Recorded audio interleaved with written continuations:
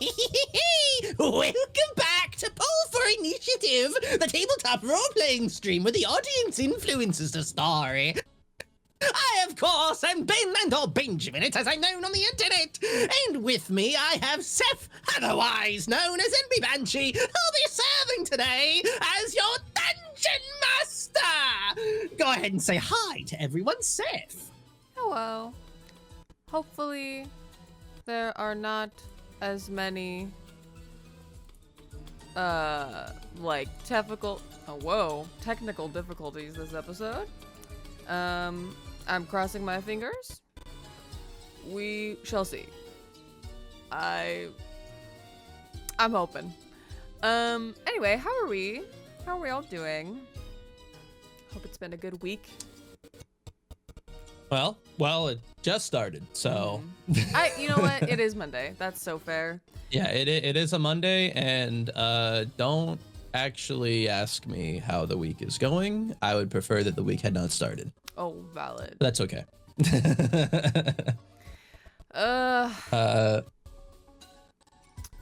No, it's choppy. Oh no. I didn't do anything. So last time I was like, okay, maybe it's choppy because I was doing stuff on my computer before stream. And so I didn't do that this time. But still, why? You gotta have different. me look at your setup. Nothing At is your different. PC. Everything is the same. The only thing that changed was I got a new webcam. That's the only thing that happened. That's the only difference. I cry. No. Well, don't do that. That's not gonna resolve anything. Well. So far, it seems okay.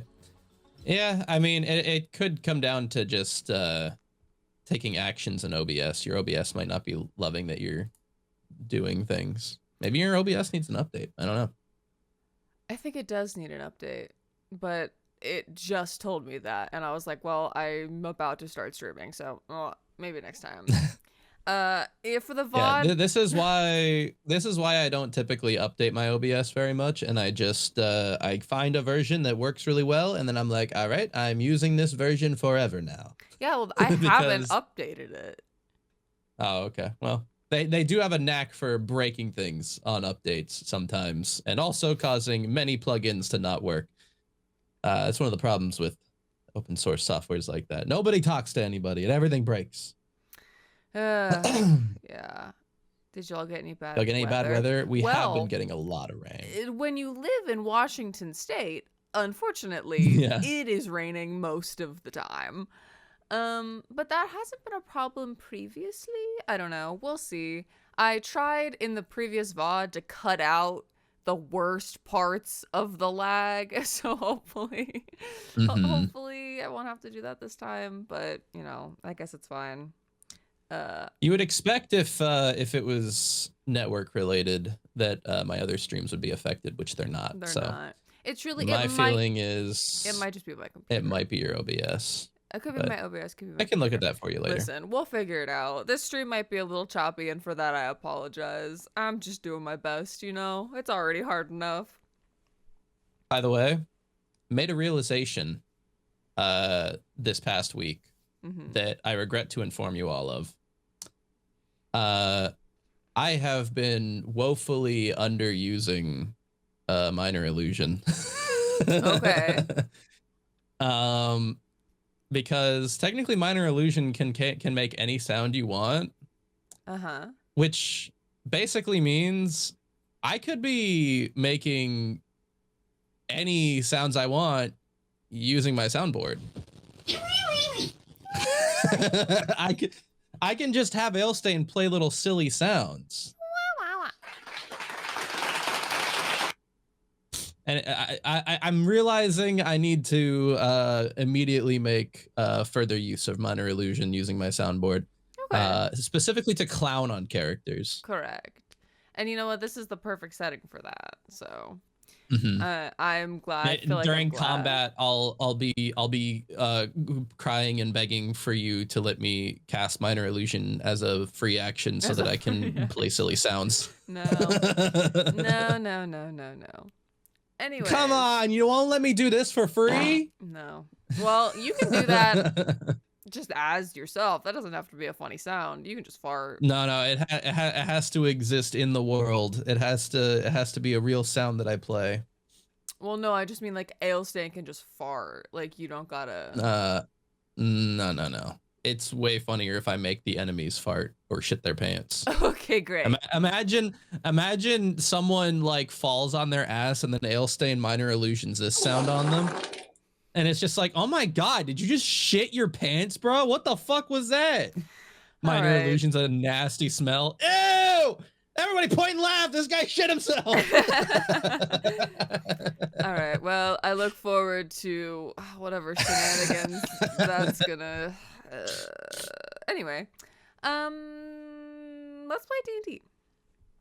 I have a different sort of intro today. One that I am a little bit excited to get into. But first, as always, for those who do not remember or perhaps were not here for last episode, the recap. So last episode, let's see, you met the toy maker. God, I feel like so much has happened and I'm like, oh yeah, the first thing you did last episode was meet the toy maker. So you met the toy maker outside the souvenir shop and their marionette who translates for them, Stefano. You went into the souvenir shop briefly, met Magnanimo, the proprietor, had a fun little look-see around there, learned a couple interesting facts about Hecna's pets through some related speaking stuffed animals of their likeness. Took a really fun trip to the hostel, threatened some people, made some friends, met a ghost, and then you had your nice little nappy nap in the suite, and then did a little quest for the toy maker who asked you to deliver a token with a strange symbol on it to Pinky, and upon doing so, appeared to, well, you're not really sure, sort of release her memories or something of the like. She sort of seemed, her entire demeanor completely changed. She stopped smiling for the first time you have ever seen. And yeah. He cast Remember on her. Once you returned to the Lost and Found, you spoke to Locke again and the toy maker, who taught you a bit about the symbols and the sort of language that they use to communicate with each other. I have since sent you the list of symbols and cartouches. I'm gonna be honest, I read through that fucking thing. It doesn't make any fucking sense how these goddamn symbols are constructed. Like, I'm reading through it and it's like it'll combine like two symbols that don't mean like anything, like fucking, like, for example, like I think it was like petting zoo. It's like, what was it? It's like monster danger or something like that. And it's like, why would that mean petting zoo in this language? Why? I understand that there's monsters, but what about that conveys, yes, the petting zoo? It's just kind of a, like, you know, it's close enough. No, it's not. It has nothing to do with animals or petting. Well, the animals aren't really animals. They are for sure monsters. Some of them are. Well, there's a bear. Anyway, there's one of them that's the point a bear. is, I understand loosely like what they were going for, but some of this shit just does not make sense. Yeah. No. Like, I was like reading through it and I was like, oh, okay, so for this it would probably be these two things combined, and it's like, no, it's these completely unrelated things combined. It's like, all right, whatever. Well, you're also free to make your own. No one will understand them. But I think everyone here's fucking insane. That's kind of, yeah. I think if my music is quiet, it is laggy. Anyways, so that is what happened last episode. We ended the episode. You were, I believe, about to go investigate something that Locke had asked you to do. And that is where we had left off. But well, we also haven't looked any more into like Peaches. That's true. Because like we didn't find him at the food court. Mm-hmm. But like I don't know if like we should be looking elsewhere too. Like they didn't really give much about that lead. I guess we could go back to the food court and see. Mm-hmm. That's true. But they could also be moving around. They don't have. That's what I'm saying. Like I have no idea where the fuck to look for Peaches, so I've just been kind of doing whatever comes up. Right. No worries. Before we get back into where we left off, a different sort of intro for today. One that does not directly involve Ailstain at all. Let's see. Seth would not tell me what this is, so I'm expecting some massive revelation. Oh god, no. Normally Seth will be like, oh, I'm using this intro that you wrote a while back, and I'll be like, oh, cool. This time, I don't know. Normally, we take a glimpse into Ailstain's past, gather insight, take that knowledge and apply it to what we see in present day. Today's intro is different. We do not take a glimpse into a past or into a future. Instead, we are elsewhere in time, in place.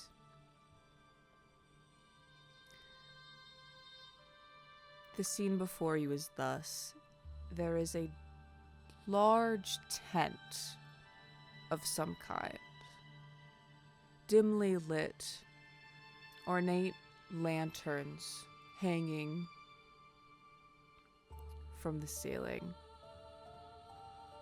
various bits of furniture, plentiful rugs on the floor. It almost looks like a shop or a home. Various tapestries line the walls. Incense burns in a corner, and the smoke wafts through the space. We see 3 women. All of them look similar, their age the only difference between them. The eldest woman, old in her age, sits before a spindle, carefully hand-spinning thread.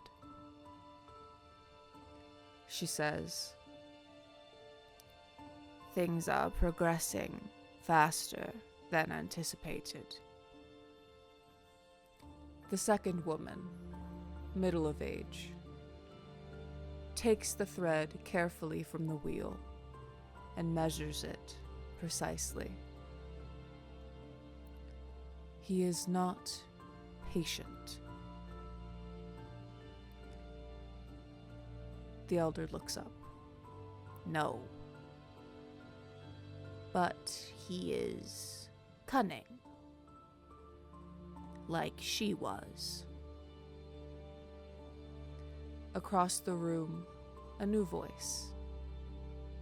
Playing favorites. A young girl, sharpening an ancient pair of scissors. The eldest narrows her eyes as she approaches. Favorites, is it? 'Twas not my thread that fell upon them, sister.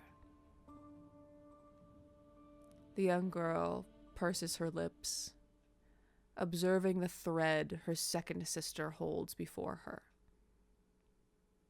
No, 'Twas not. The middle sister. Why bother? They will face one another in the end. Your meddling will not change that. Nor do I expect it to. Then why? Perhaps I was simply bored?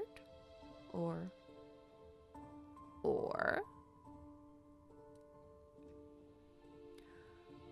perhaps I wanted the story to end differently. For once. The eldest share glance. But before either can say a word, the youngest cuts the thread with a final and the scene fades away.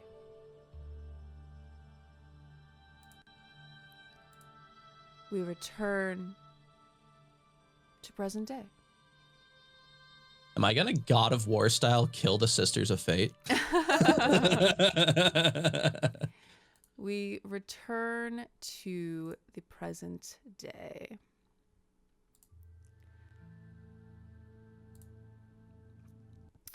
Where Ailstain is standing at Mount Olympus on his knees screaming, "Soul! Is this how you face me? Coward!"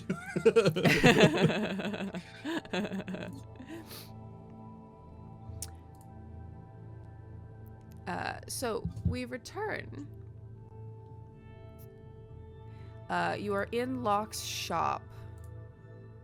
I believe you have sort of said all that there was to say, and we're about to head out. However, as you go to head towards the door, it opens, and in skitters a child of the candy corn. Several shiny new trinkets in their possession. You see they sort of side-eye you and then scuttle up to Locke and like hold them out. And you see Locke says, I pat all my bags and make sure they didn't take anything. Yeah. Yeah, roll me investigation. Oh, okay.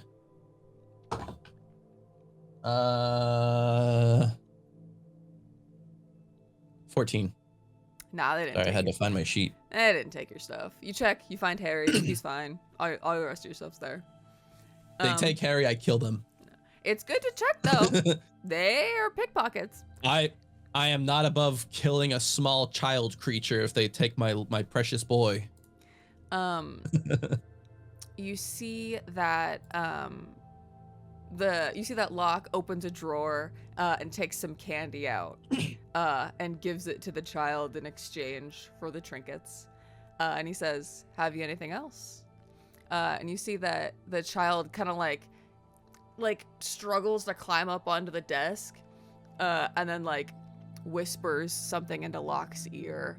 And you see just the children are all they all wear those masks to disguise their monstrous guises beneath, but as it turns, you see the sharp teeth and the glowing yellow behind the mask. You know this is no child.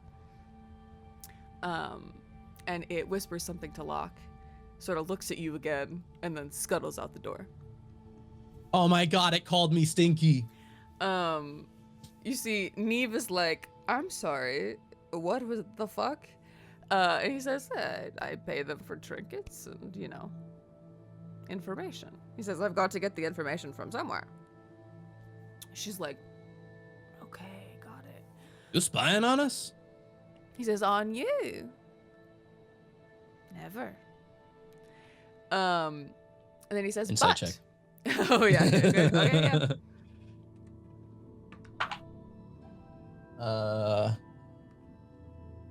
15. You think he's honest? Oh, okay. You rolled higher than 15. Got it.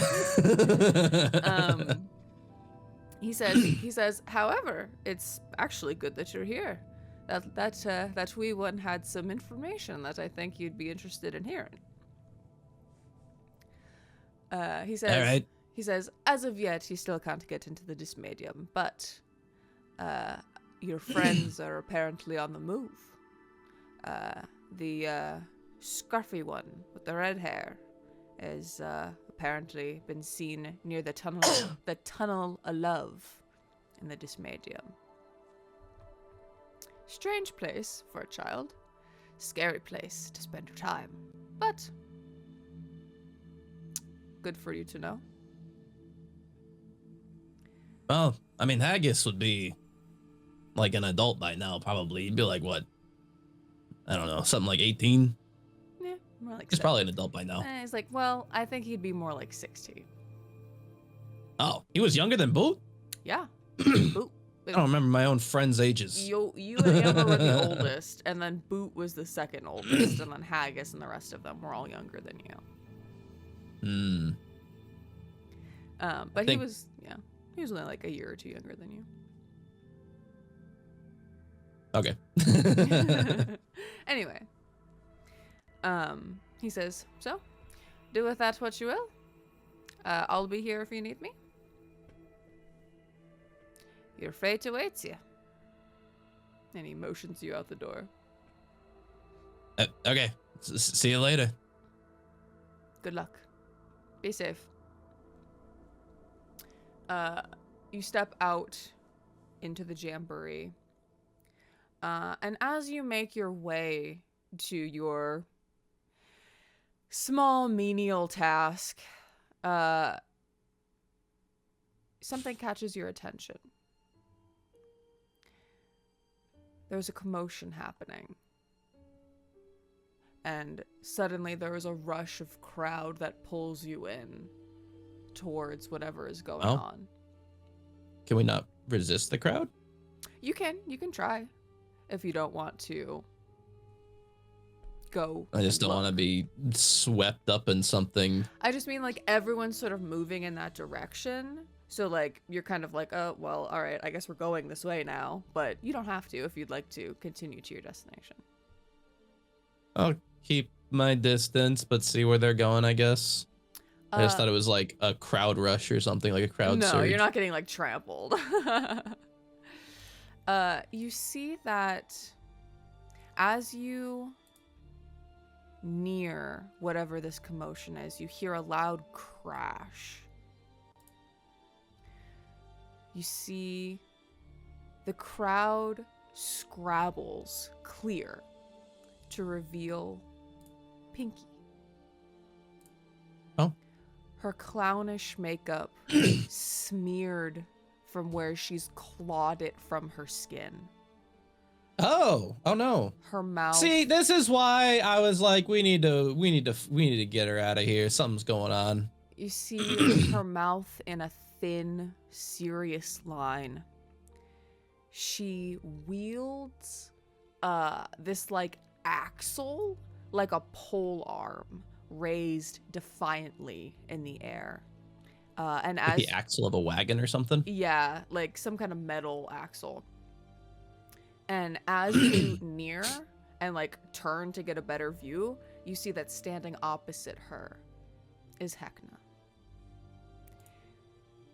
You see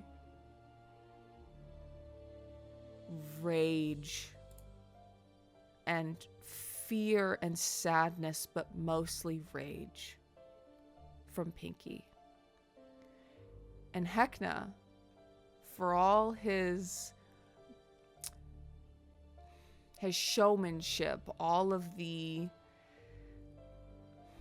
his presence, you see surprise behind his eyes, under his mask, as Pinky rushes him, swings the axle, and screams at him. Laugh this one off. Yeah, kill him. You pathetic parasite. And just as the axle is about to connect, Hecna claps his hands together. Who? Pinky's weapon flies from her grasp, tumbling off to the crowd landing somewhere far away. The air all around you twists into a vortex filled with the sounds of Hecna's cruel laughter. The jamboree and Pinky's furious face blur into confusing smears as all of you are whisked away in a whirlwind of furious magic. Let me give a more... I want a minor illusion, the crowd booing all around him. Oh, it show sucked! You're putting on a bad show, Hecna. You're a bad showman. We see... Let us go. Oh, fuck, where is it? Oh, So wait, we're all whisked away, like the crowd too? no, so it's you, your party, Pinky, and Hecna. What? Why did he whisk us away? Let me get there. Okay. We were just... What the fuck? We were just in the crowd. Why did we get pulled in? Why us specifically? I guess he knows we're there. Let's see. Sorry, I need to find this fucking... Oh, there it is. Okay.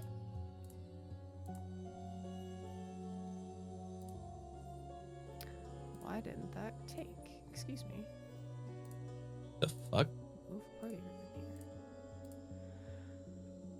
We gonna do experiments on me? I think I have to... Is that what you're gonna do, Hecna? You gonna do clown experiments? I think I have to refresh this page.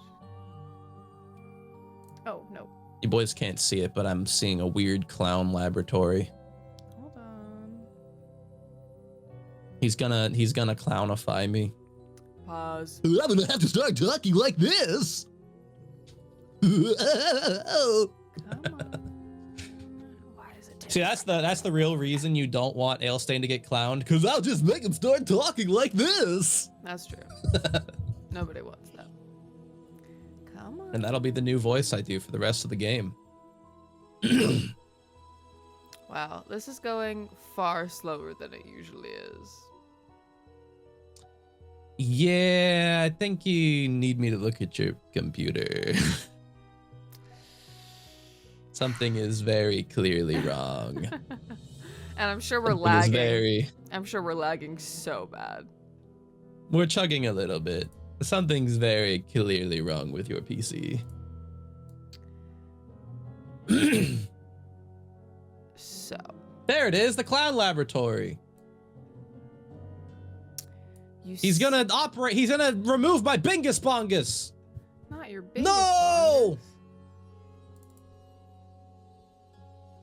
Come on. That's gonna give me splorchitis. So. Isn't that computer Ben's hand-me-down? Yes, it is. It sure. But I also have not looked at that computer for years at this point. So who knows what's going on with it at this point. So. As the world around you stills, you find you are in a cavernous, windowless room, standing next to Pinky. The sickening feeling of teleportation magic, hastily cast, makes you dizzy, but you realize as you have the urge to like kind of wobble, you realize that you can't move. You are frozen in place. Cannot talk or move or anything, just frozen in stasis. Mm-hmm.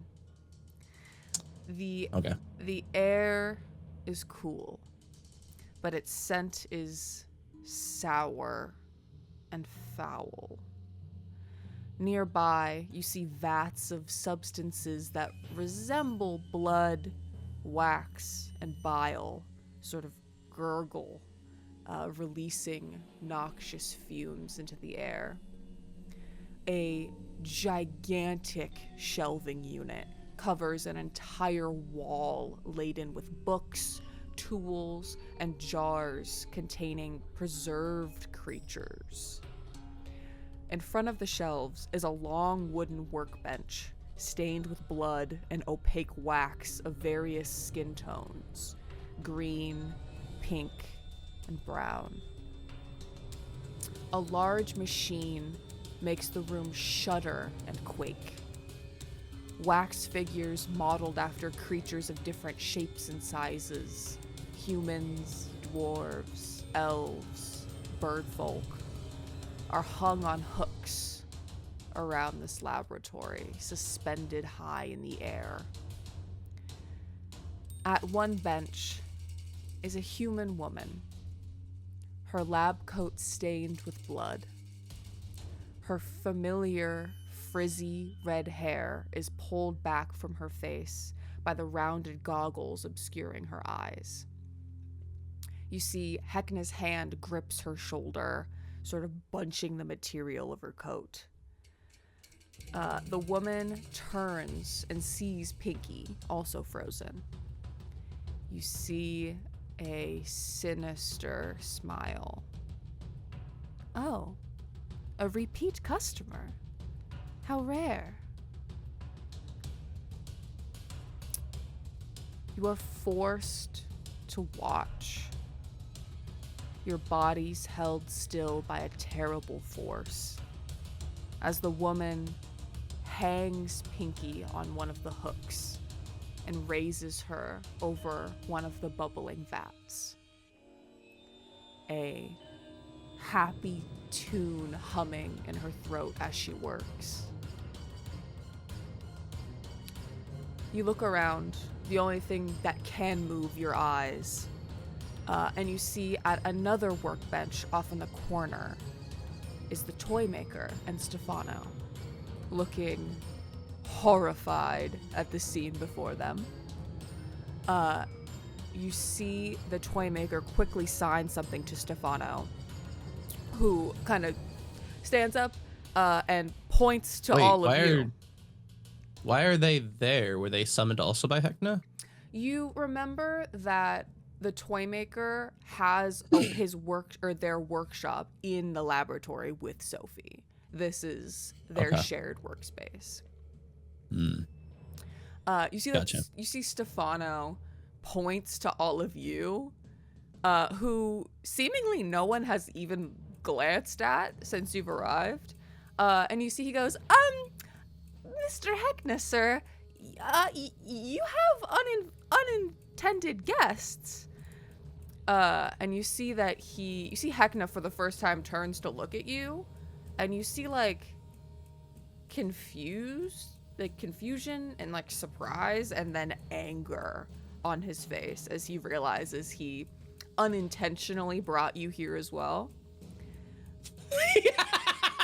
He unintentionally plucked us out of the audience. Yeah, you were there as well, and you just got caught up in the magic, and he's you see you cannot see his face behind the mask, but you see the eye twitch, and you know that he is deeply embarrassed that in his fury he fucked up. I think he might be the most incompetent supervillain I've ever heard of. That's insane. You see him roll his eyes a little bit and snap his fingers, and all of you are released from your stasis. You see that he tries to compose himself quickly, but is still very clearly in a sour mood. And you see that before you can say anything, he holds up a hand and he says, pointedly to you, Ailstain. I cast minor illusion. Okay, great. He just hears crowds booing all around him for a minute. You see that he pointedly says to you, Ailstain, hold on, this is so loud. There we go. You see that he turns to look at you and he says,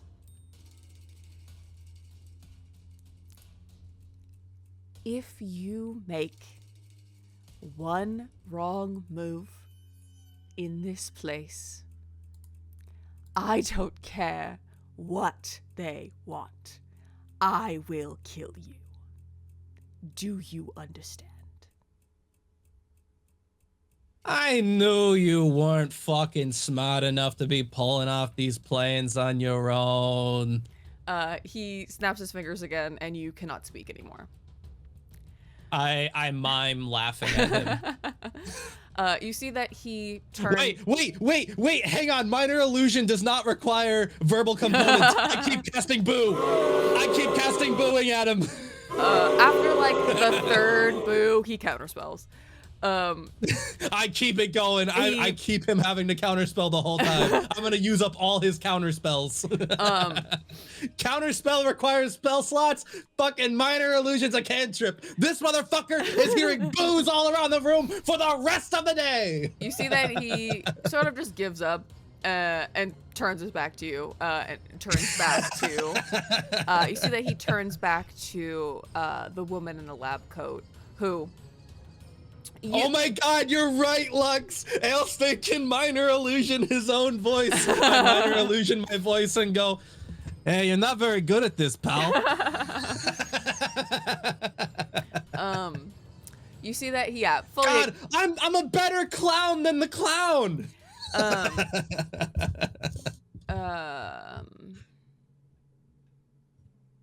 Fuck you, you interrupted Sorry, go me, ahead. And now I can't fucking remember what I was saying. Go ahead, sorry. we broke the clown's brain, dude. We succeeded. Oh yeah. So he turns back to the woman who you believe at this time in this place to be the infamous Sophie, the Chandler of Flesh. You see that she turns back to Pinky, the Hecno sort of walking around the side. And you see that she sort of gestures to you without really like looking at you and says to the toy maker, get the vermin out. I have actual work to do with this new project.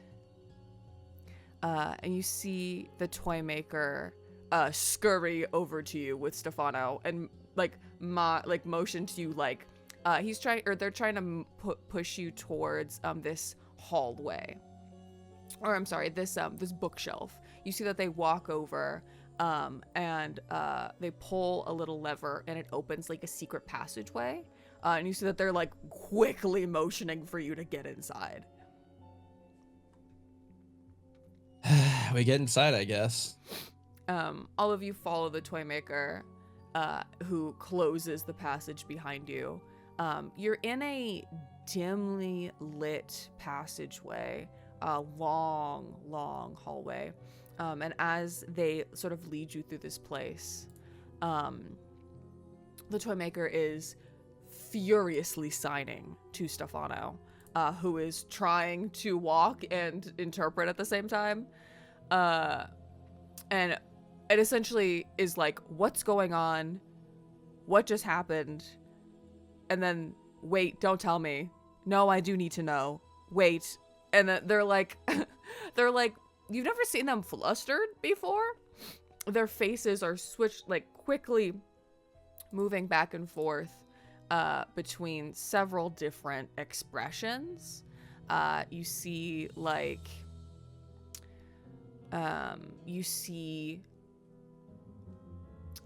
rage and sadness and annoyance and then like calmness, and it is just like and like contemplation, and it's like switching between all of these different ones before it finally settles on calmness, but you see it slowly twitching to rage and annoyance, but it's like it's loosely settled on calm.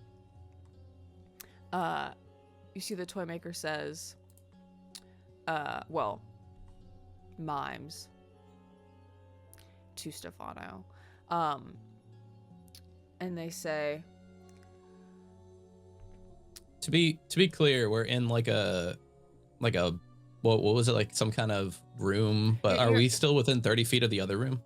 No, at this point you've made your way down. You're in like a secret tunnel. moving away from this place. Boo. I wanted to keep casting the booing because you don't have to be able to see where you're casting minor illusion. You just have to be within range. You cast it a few times behind you.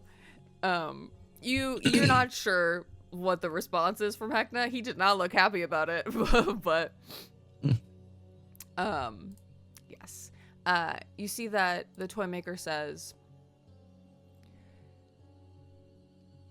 well, she really did it this time. And then you see them say, like, I wasn't expecting this outcome. This is my fault. And then they turn to you and are kind of like, what happened? The fuck you mean what happened? I just got fucking yoinked over here. You see that their face turns to like contemplation. And you see that they say, Hekna, the ability he just displayed is a powerful skill unique to him, and one that he relies on in danger. He has the ability to teleport to one of his lieutenants, wherever they are in the Revelia. So long as they are alive, he may teleport to them if he is in danger. So that is what happened there. You see that they say... So he was in danger, but he teleported himself away and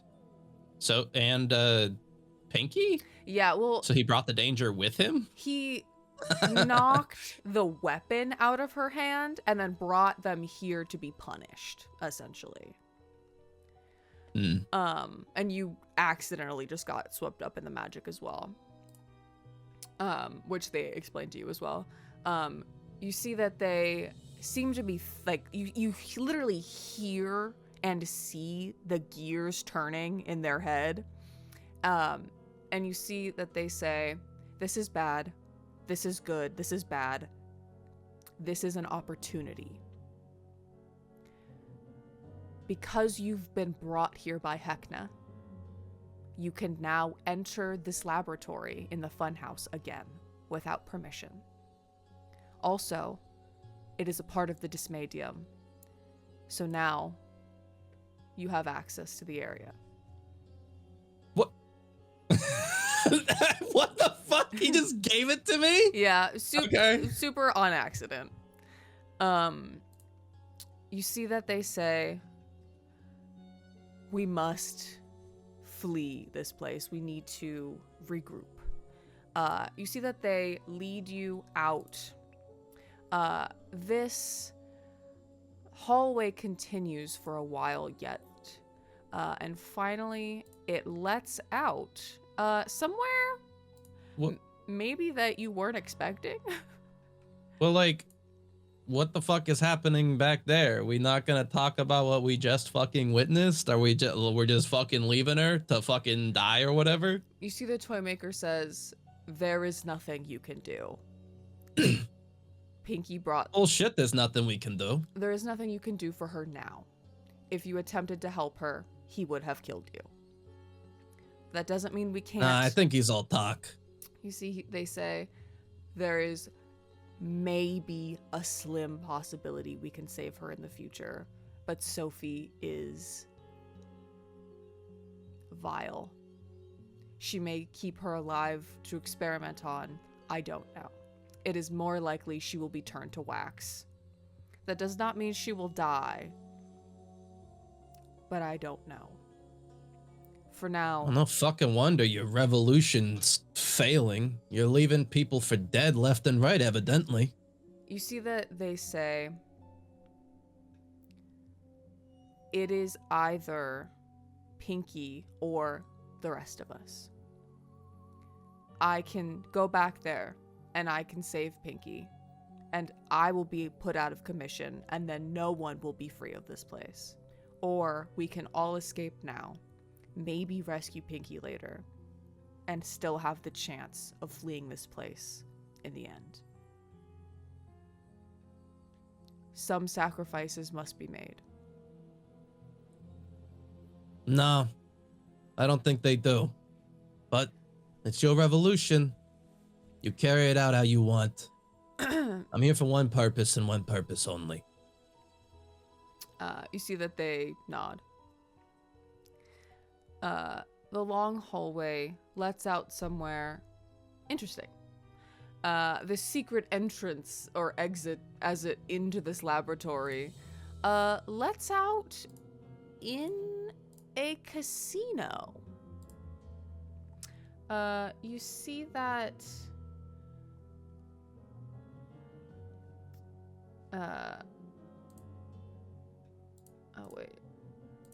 Why is it like that? Boo. Boo. Oh, I know what it is. I don't know why I did this. That was my own fault.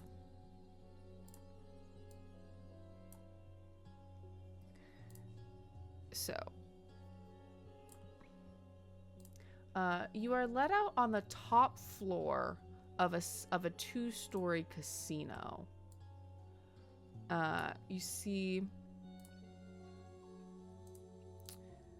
it is very rowdy in this place.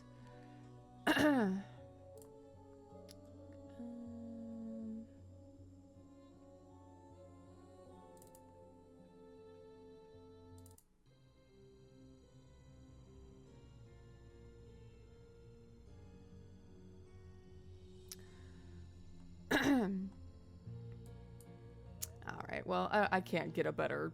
You're on this one, the second one. Okay. You see that it lets out. At the end of the hallway is a steep slide. And it just ends abruptly in a very dark room. So you all go from just walking to fully being in a slide. You see Ambrose screams, fully not anticipating the slide before him. And the slide lets out, a wall slides open. You all tumble into the top floor of a casino, and the wall closes behind you. You are let out on the top floor of a casino. You see the toy maker, as the door shuts behind you, they sign, and Stefano says, regroup at the Lost and Found when you can. Let me leave first. We should not be seen together. And the two of them disappear into the crowd. You see around you, loud, brassy music is like pumping out from speakers that are shaped like Hecna's face. You see that you've heard of this briefly. This is the Flop House Casino.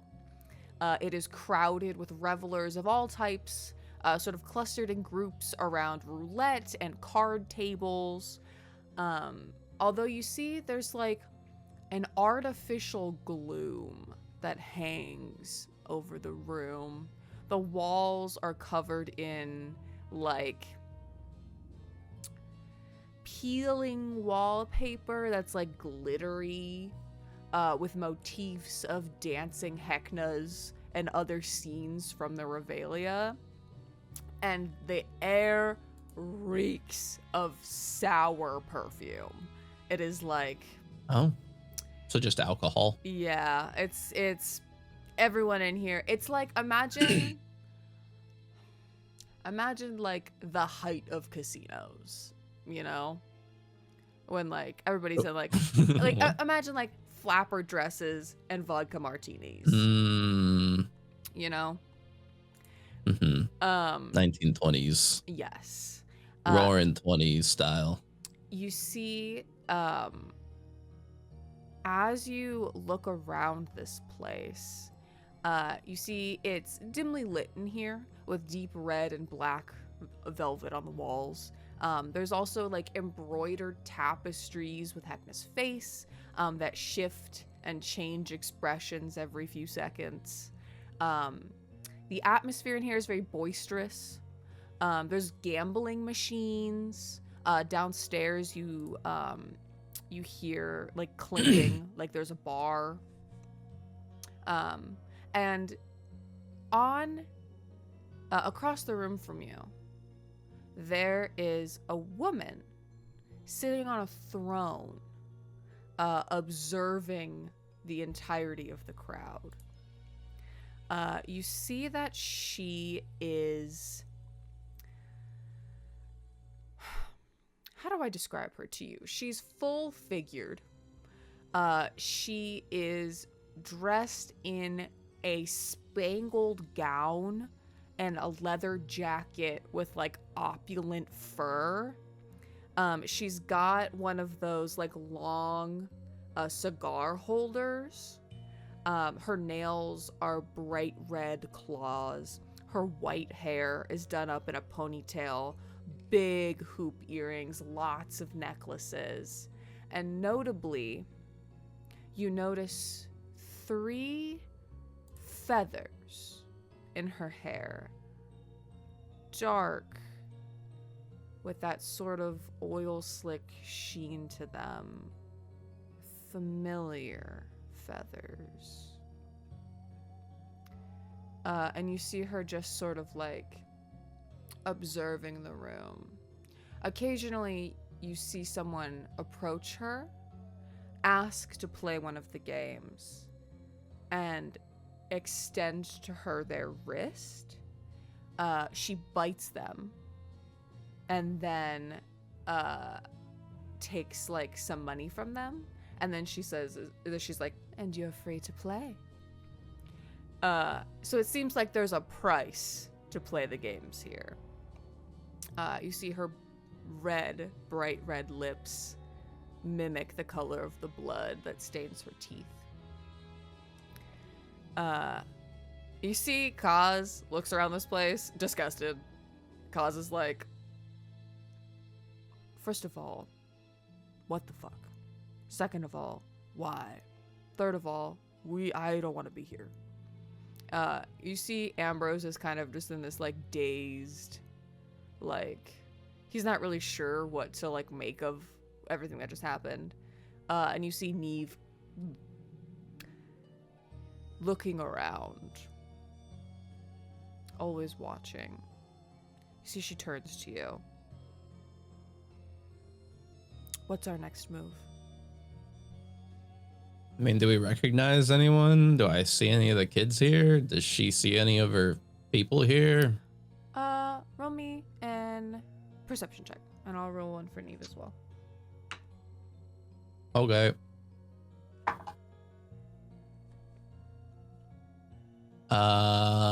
16. I get a +3 to perception now. Oh, that's actually true. Oh shit, she got it. Oh, nice. The two of you take a look around. Neither of you seeming to recognize anyone. You see that Kaz is like ushering you to go downstairs because he wants to leave. And as you descend to the first floor,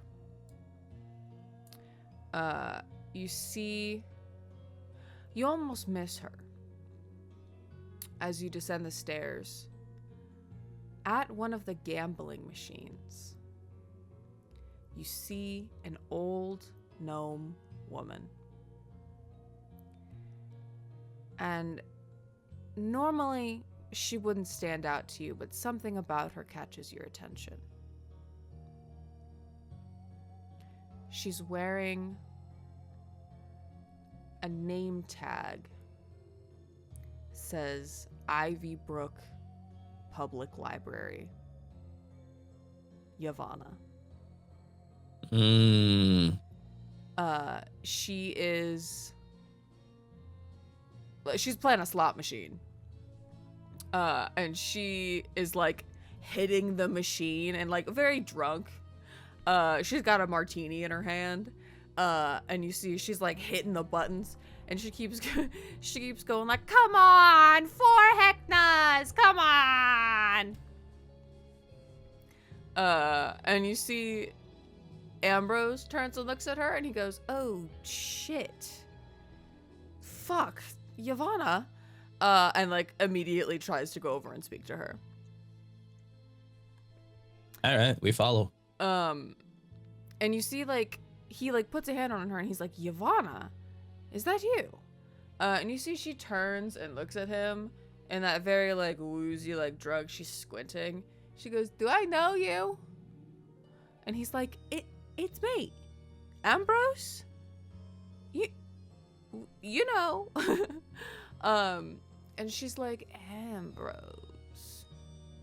Yeah, I guess that kind of rings a bell. Look, you're blocking my light, okay? I'm about to hit big. I'm gonna get the jackpot.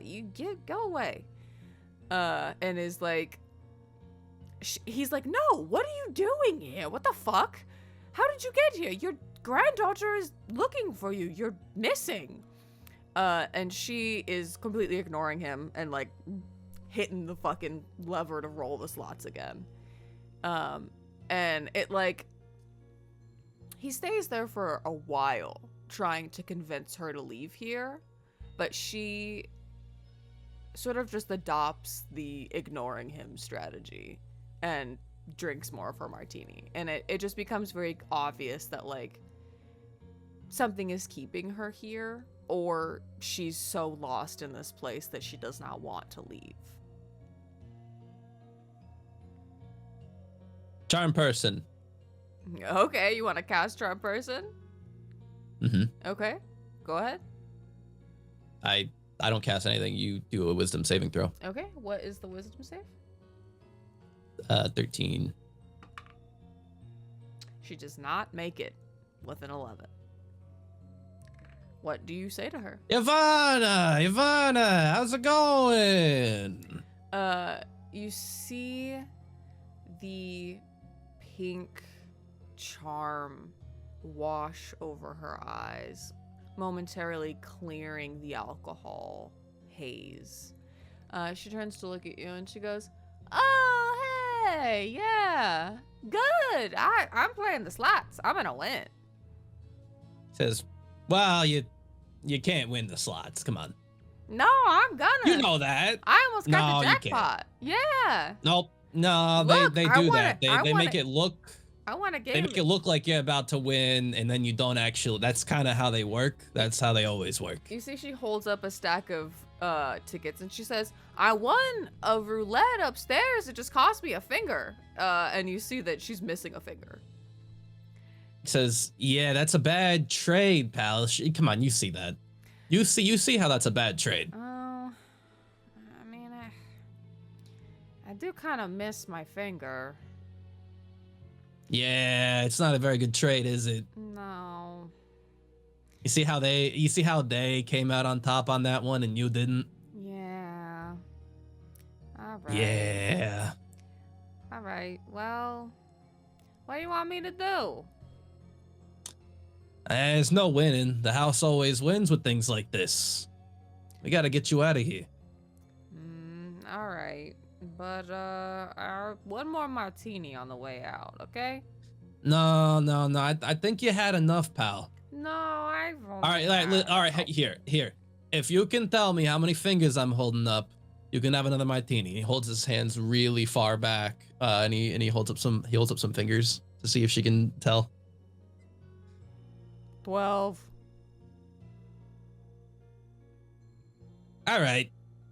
Yeah, we gotta get you out of here. You see, Amber says 12. Yeah, I think she might be worse than drunk. I think she might have lost some brain cells along the way too. You see that he leans into you and he goes, "She's also quite old." Says, "But does being old make us stupid too?" No, of course not. Ambrose, I'm surely you're not saying one of your oldest friends is stupid. Wait a second. She's been a long time friend. That means you're old too. Ailstein, I'm not old. Oh my God, you're showing your age, old man. You see, he goes over and helps Yavanna up, and is like, "All right, Yavanna, this way." And he takes her arm in his the crook of his, and he's like, "All right." And she's like, "Oh, all right. Well, hold on, let me get my purse." And she also she reeks of alcohol and old lady perfume really bad. She's like, all right, okay, hold on. Well, let me redo my lipstick a little bit. Okay, all right. And like, like it isn't lining up at all. no, it's bad. It's really overlined. And she's like, all right, I'm good. She turns to look at you. It's just like, he casts minor illusion on her face to make it look a little better. oh, that's kind. It's like, oh, you're good as no. She's like, oh my god, I'm a natural. Okay, let's go. And you see they're like, you see Kaz comes up on the other side of her and takes her other arm because she cannot walk straight. And like to be clear, minor illusion only lasts 1 minute. Yeah. So like to keep this up, I'm gonna have to keep casting it every minute. What how long does charm person last? I think that's like an hour, yeah. Okay, fantastic. So you exit the casino. You see that as you walk out into the Dismaydium, which you are seeing for the first time. Let's go there now.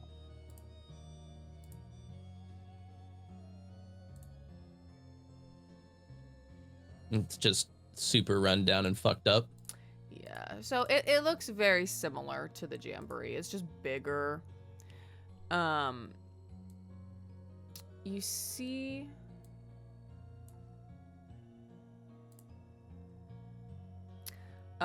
as you exit the flop house, it takes a moment for your eyes to adjust to the sights out here.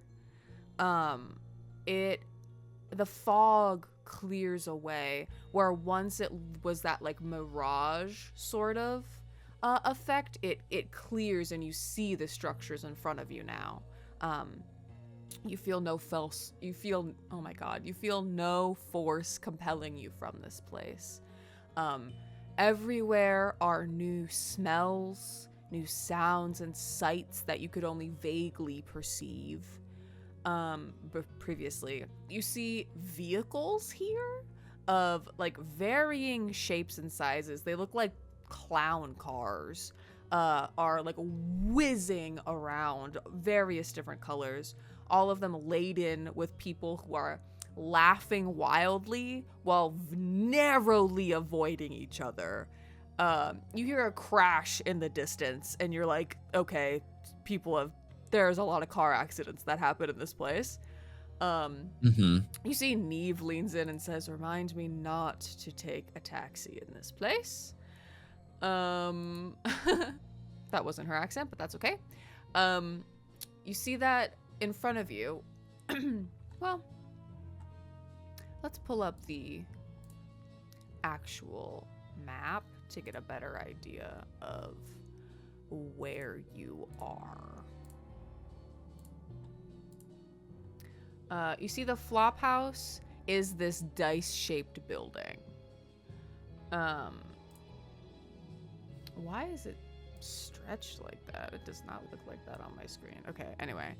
You see this is the dice-shaped building where you've stepped out of. So, Does Yavanna seem to like, I don't know, her like attitude change at all when she gets out of that gloom that was hanging over the place? She seems to liven up a little bit, and like she sort of is like, oh, fresh air. It's nice. I don't remember the last time I stepped outside for a minute. I need a smoke. You see she pulls out a cigarette and lights it up. Takes a few puffs. It's nice out here. Yeah, fresh air. And she inhales a really big puff and blows it out. She's like, yeah, it's nice. And Ambrose is like, Yavanna, can you not smoke right next to me, please? She goes, what? And blows the smoke in his face. You see that in the center of the Dismaydium, looming tall is the big top tent, now brighter than ever, no longer obscured. You see the moonlight gleams over a huge blood red anatomical heart. You see a Ferris wheel, a merry-go-round, several new games and rides and strange new sights. It's a blood moon right now? No. The what did I say? No. Oh, you're saying blood red heart. Blood red I thought you were saying it was glowing red over an anatomically correct. No. Okay. It's a waxing moon right now, or a waning moon. Hegna is pissed off. You see you see various new rides. You see the fun house. In the distance, you see what looks like an under construction roller coaster. And when you turn your head, you can see the jamboree off in the distance as well. And all the lights just twinkle and glow. You see Neve looks around and is like, oh shit, well, what should we do now? Do we take her back to the Lost and Found? I think we find a kind of quiet, secluded spot to sit down where there's like no posters maybe, and just like hang out for the hour and see how she's feeling after the charm person wears off. Yeah, you find give her some time with fresh air. You find a little seating area. There's an empty stage that looks like maybe little like performances take place. There are none. And I sneak in a short rest so that I get my spell slot back. You may take a short rest. There's an empty stage. It looks like there are little like maybe puppet shows that happen here, but none are happening currently, so it's just an empty sort of little theater. You manage to sit down and she's smoking. She's having a great time. And as the hour passes, you see the pink leave her eyes. And you see she is in like the middle of telling you something about her fourth husband. And she says, yeah, his name was Gerald. That man was kind of a prick, you know? And anyway, and you see she sort of like blinks and looks around. She turns over, she goes, Ambrose? And he goes, Yavanna. And you see she turns and looks at you. She goes, you cast a spell on me. That wasn't very nice. You had your finger cut off, girlie. Listen, it's called an intervention. That sucks. There's my middle one, too. Oh, that's the best one. Damn it. Maybe if I go back, they can... Nope. Oh, you don't think so? He puts his hands up in an X. You see she turns to look at Ambrose, and he's just like, Yavanna, what the fuck? How did you get here? And you see she says, well, I was traveling, you know, I was excited to see the carnival. And then, you know, I like to gamble, right? I heard there was a casino, so I went there, obviously. And it was great, and I've been having a great time. And he says, do you know how long you've been here? Do you know how long that you've been gone?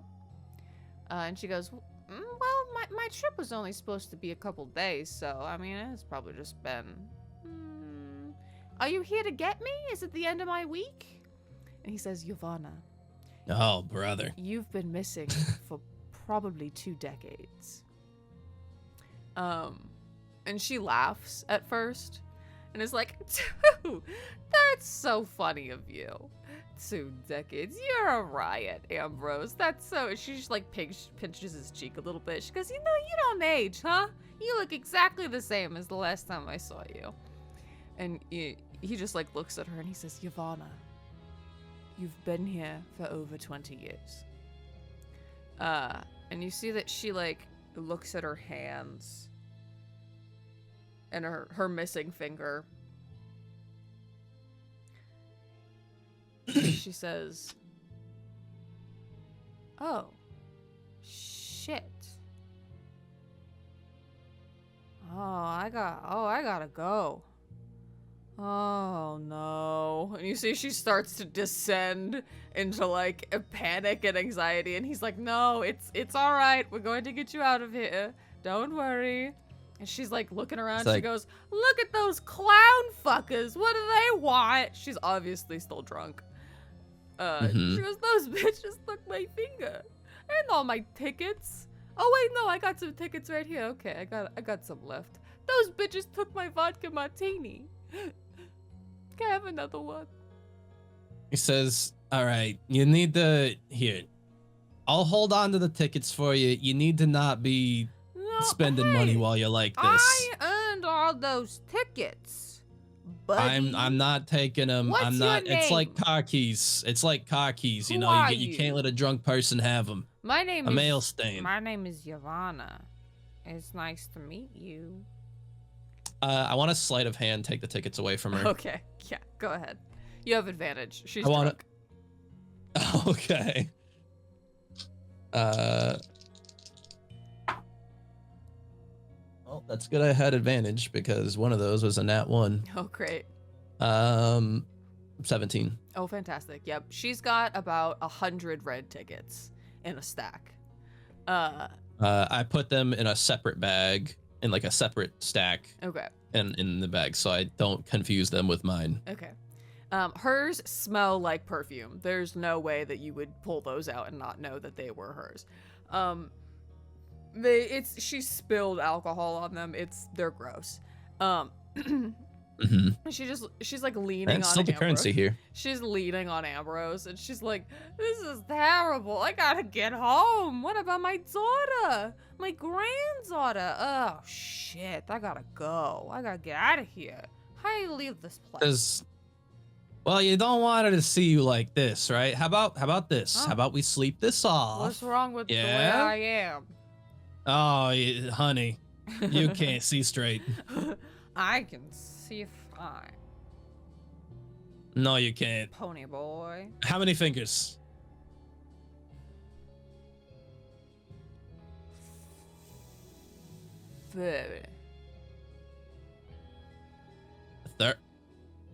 Was that a number you said? Yeah. All right, well, I wasn't even holding up any hands that time, so yeah, you gotta sleep this off. Oh, shit. You see she lays down on one of the benches and tries to go to sleep. I think we want to try and take her back to the hostel. Yeah, Kaz scoops her up, no problem. She's a little gnome woman. Oh. She weighs like 5 pounds. He's like, I got her, it's fine. Scoops her up. And while you have all been sitting here conversing, you notice, you're able to see the Hekiatron in the sky at all times. And this whole time it's kind of just been playing different scenes throughout the Revelia. Notably, it does not show any scenes of Pinky's attack.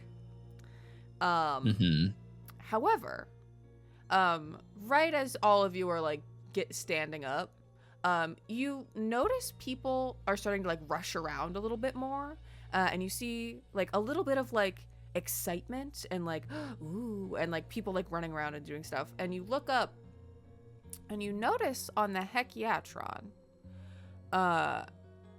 you see that it says, instead of its like the usual like advertisements and stuff that's playing on it, it says, have you seen this stick? The hunt is on. Return the stick to Hekna for 5,000 red tickets and the honor of being our new master of ceremonies. Information leading to the retrieval of the stick, 1,000 red tickets. And you see that it crops Pinky out, but the weapon, the axle that she was wielding against Hekna is all that it shows. You remember that it was knocked from her grasp somewhere in the Jamboree, wherever that was taking place. And that was the last you saw of it. But it appears that Hekna desperately wants it for some reason. And you see people rushing around, like gossiping and like whispering to each other, like, oh, the Master of Ceremonies. Well, I want to be the Master of Ceremonies. 5,000 red tickets. Well, I could probably find something out about it for 1,000. I don't know. And you see people like running around and like, and as you start to make your way back to the Jamboree, you see a familiar little gnome man with his big, stupid purple glasses and his dumb little hat. You see Scooter Von Snooter walking around. You see that he sees you, and you see... Give me an insight check.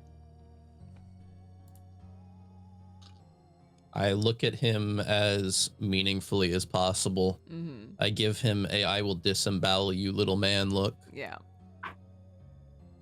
Oh, natural 20. Yeah. He is terrified to see you again and is trying really hard not to show it. I lock eyes with him. I do that thing where you see someone across like the bar and like they don't want to address you, and but like you're just locking eyes with them the whole time and staring them down. You see him trying to decide if he should address you or not. And he's kind of like, well, he's staring at me, but I don't want to talk to him, but he's looking at me. So maybe I should? I don't really know. But you see him come to the wrong decision that he should try and engage with you. You see him, he walks over to you and is like trying to be friendly. Not near Fantastic. you. He's actually keeping his distance. He's not, he remembers the hand on the head and he does not want that to happen again. He's keeping his distance, but he's waving. I assume, he sort of waves at you. I assume he's within 30 feet of me though. He's I within minor 30 illusion feet that of he you. pissed his pants. Okay, great. You see, he goes, "Oh, you're a funny guy. You're really funny. That's really great. I completely understand why Heckna brought you to the Revelia. You're a really funny guy. Wow. Man, he brought me here because I'm funnier than you. You know what? That's so possible. I'm really sure. Maybe you'll be the new Master of Ceremonies. Are you looking for the stick? I'm going to the Tunnel of Love right now to investigate. You could come too. Well, we got to get what's her face back to the hostel. That's true. You do remember that Haggis was sighted near the Tunnel of Love as well. Mm-hmm. But I mean, I guess Ambrose can take her back alone. That's true. Well, Kaz is holding her. Yeah, Ambrose, she can probably walk, right? You see, Can she walk? She's asleep. But he sets her down and he goes, "Hey," and she goes, "What? What? Oh, where am I? Who are you?"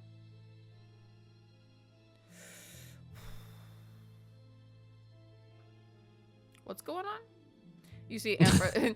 You see Amber says, "Do you know where the hostel is, Yavanna?" She goes, "Yeah." And he goes, "No. All right. I'll escort her there, and I'll meet up with you. I'll be back." You see that he takes Yavanna's hand and is like, I'll hurry." And he like runs off with her. Okay. I take another step closer to Scooter. And I guess the goal at this point is to keep him here while they take her back, and then get back so that we can all stick together. Okay. I give him a note that's like, I hand him the tickets and I hand him a note that's just like, we're gonna get you out of here, but stay low key. Here's your tickets back. Sorry to rob you, but you were not in a healthy state. Stay put. And I'm like, leave that with her for when she wakes up. Okay. He takes off full speed and disappears into the crowd. You see, he's almost like dragging her how fast he's running. She's like, "Oh my god." You see Kaz is just staring after them. in a sort of like, it's probably fine. Anyway, he turns back to Scooter and he goes, what do you know about that? And Scooter, what? Oh, the stick! I don't know, Heckna really wants to find it, and I am already in line to be his new lieutenant, so could you imagine if he made me master of ceremonies? I must find it. And I have an inkling. It's maybe near the Tunnel of Love. I don't know, but I'm going to look there next, and you're welcome to come. Is that... Welcome to what? Are we waiting for him?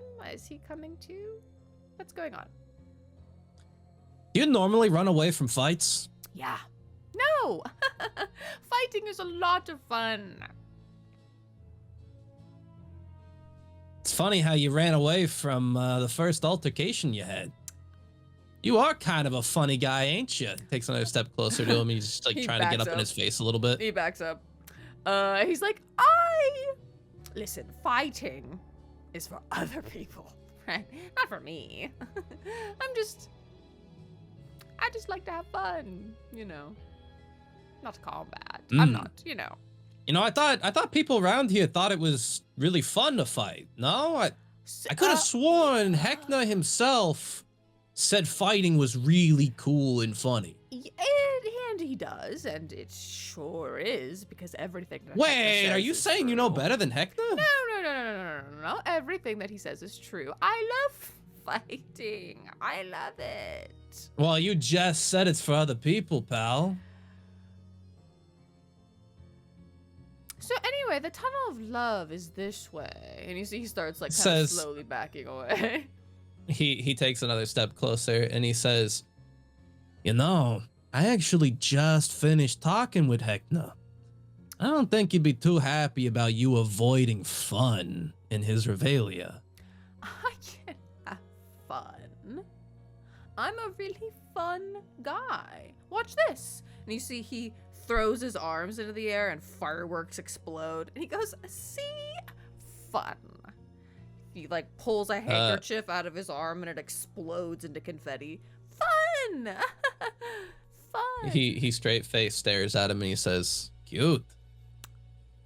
Thank you. He takes another step closer and he says, so here's what's gonna happen. You're gonna stay right here with us, okay? You're gonna stay put for a minute. Okay. Yeah, that's no. We're friends. Yeah, no. We're having fun, right? No problem. You and yeah. I. No, I'm having so much fun. Yeah.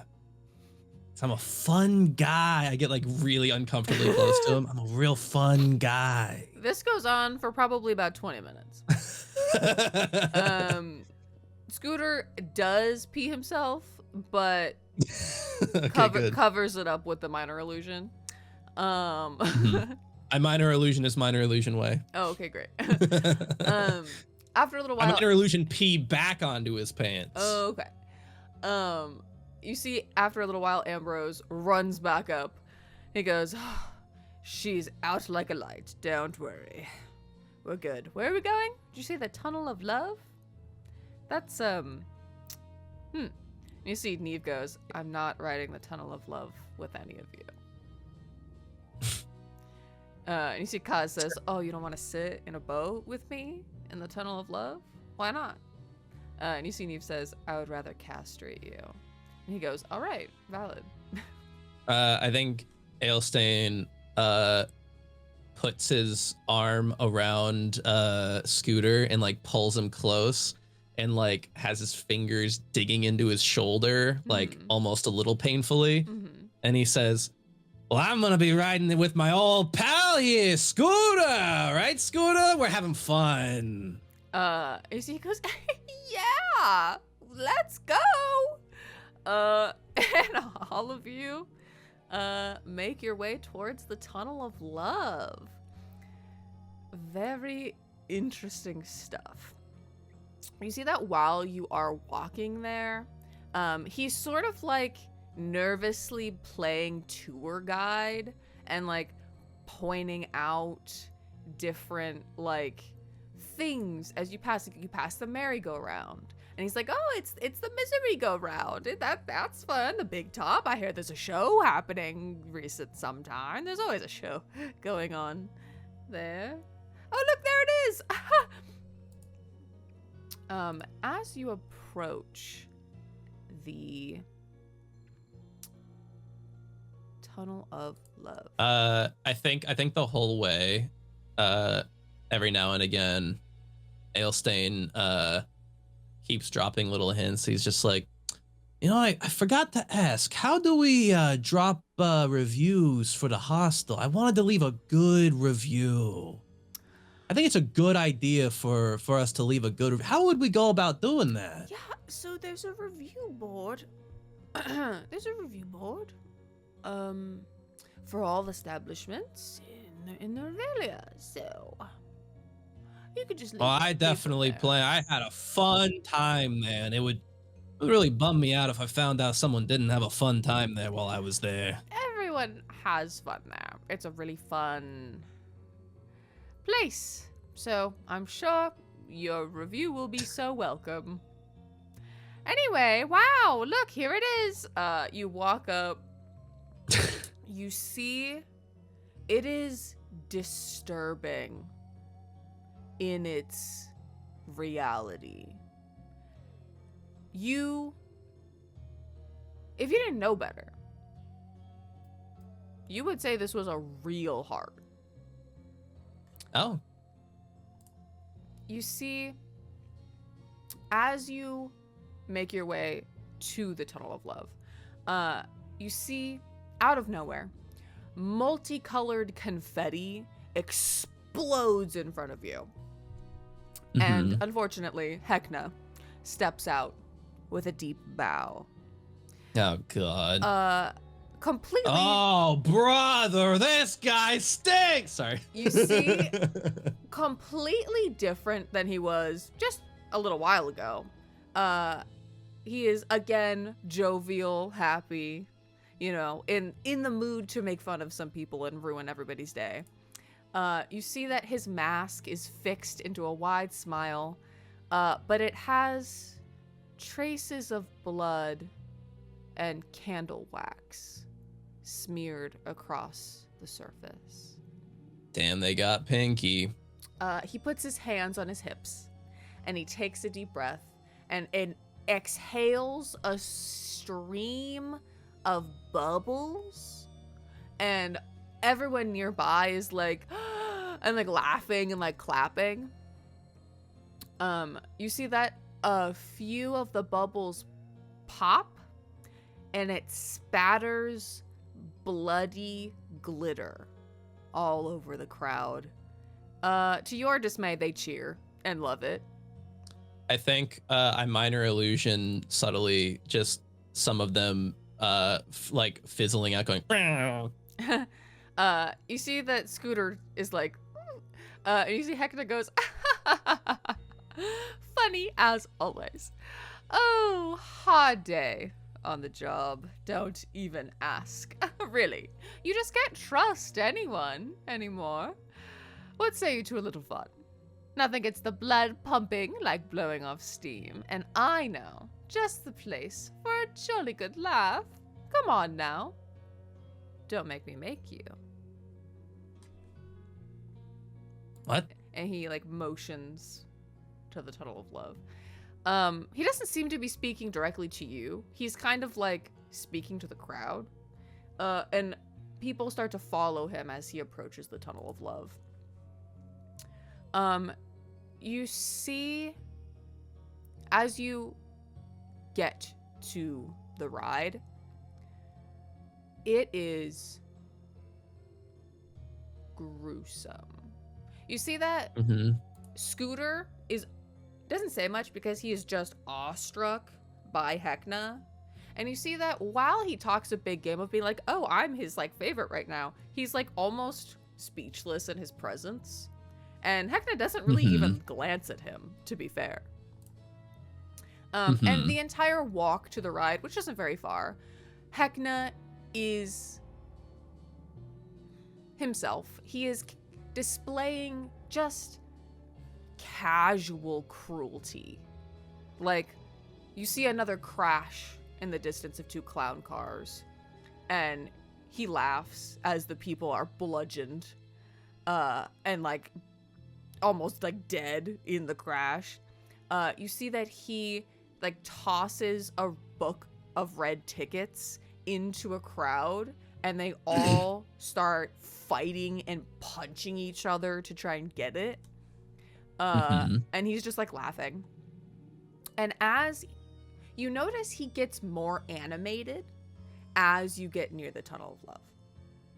Like, he gets more of that persona comes out of him.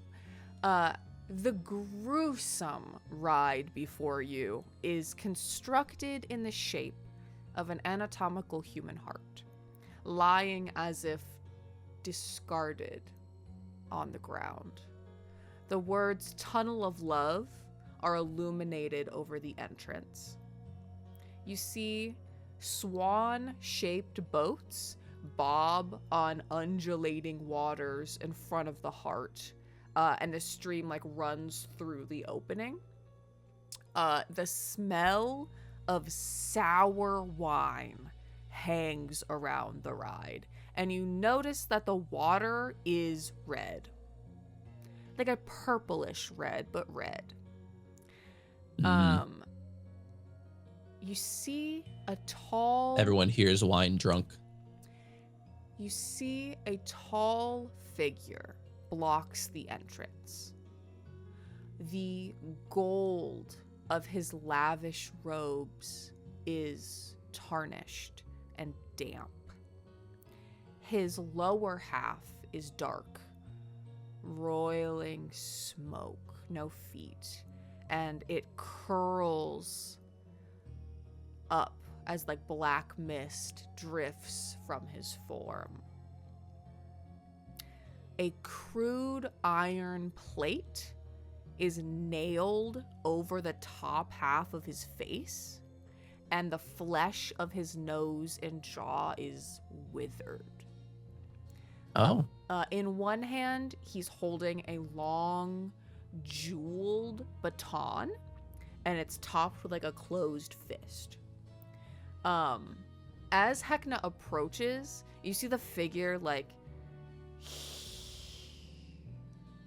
is like unhappy to see him. You see his... Hey, you and me both, brother. You see the robes shift, revealing a hollow cavity in his chest where his heart should be. Oh, it's all his heart. Hecna laughs as he sees him. He says, "Ah, there he is, the man of the hour himself. May I have the pleasure of introducing the one, the only, the infamous, previous master of ceremonies, Cicero. Soon to be replaced, of course, but already long forgotten. Go ahead, ask him anything. What color my favorite socks are, how I like my eggs in the morning, how his failed coup went. Anything at all. Go on." And you see the figure disdainfully. You cannot see, the plate covers his eyes, but you see you just feel malice. Though he turns to you as Cicero, or as Hecna says, "Go on, ask him anything." And he turns to you, waiting to see if you have something to say. What's your least favorite thing about Hecna? His personality. Hey, relatable. Hecna laughs, and he says, "Oh, you're so kind to me, dear Cicero. Well, there are much more desirable things in this world than personality, wouldn't you say?" Anything else? I mean, Failed coup? I wasn't aware anyone was doing coups on Hector. He's so great and perfect in every single way. He's like throwing the sarcasm on as heavy as possible. The crowd claps and cheers and agrees with you. And he says, "Oh." I think he minor illusions booing. Yeah. Whoa, hey, whoa, hey, hang on. Sorry, let me say it a little louder. Hecna is really great. Whoa, what's happening right now? People start laughing. And like, you hear other people start minor illusioning like different sounds as well. And it just becomes like a little thing. And Hecna is kind of just playing it off, like laughing. He's like, he minor illusions the SpongeBob sound, the "Whoa, this guy stinks." And you see that, he goes, "Yes, this guy does stink." And he spits at Cicero. And you see Cicero. I specifically meant Hecna. You hear people boo, but at you. It's like, whoa, I didn't say it. It was that guy over there. I point at like a random person in the audience. Throwing garbage at that guy that you've pointed to. It was one of the guys that was actually cheering. You see Cicero fume in a way a like spectral being fumes. The like dark smoke roils farther up around him. He is completely unamused by this whole situation. You see, he says, "I already know I am to be replaced at last. I may have failed, but you forget you are mortal under your precious mask, the great Hecna. He thinks he is so clever, so powerful, but he is only as good as those who help him in his sick games." You see that he turns, and though the upper half of his face is covered, you can feel his regard as if he is staring directly at you. To answer your question. Waves. He says, "I believed that by becoming the ringleader myself, I could preserve the joy of the Revelia of old while ridding it of his influence. But now I know the only way to save the Revelia is to destroy it. And to destroy it, you must destroy Hecna.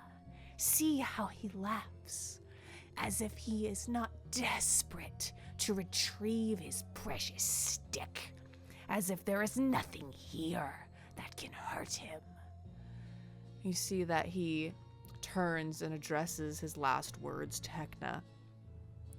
"Your mask is cracking, old friend, and your fear shines brighter than your cursed moonlight."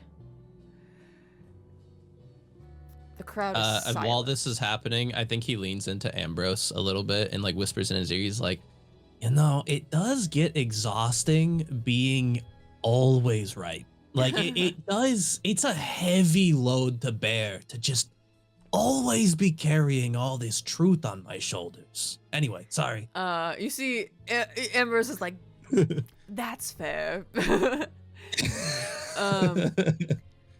You see that Hecna turns to you abruptly, completely ignoring what Cicero has said to him, and he says, "Would you like to compete for the job as the new Master of Ceremonies?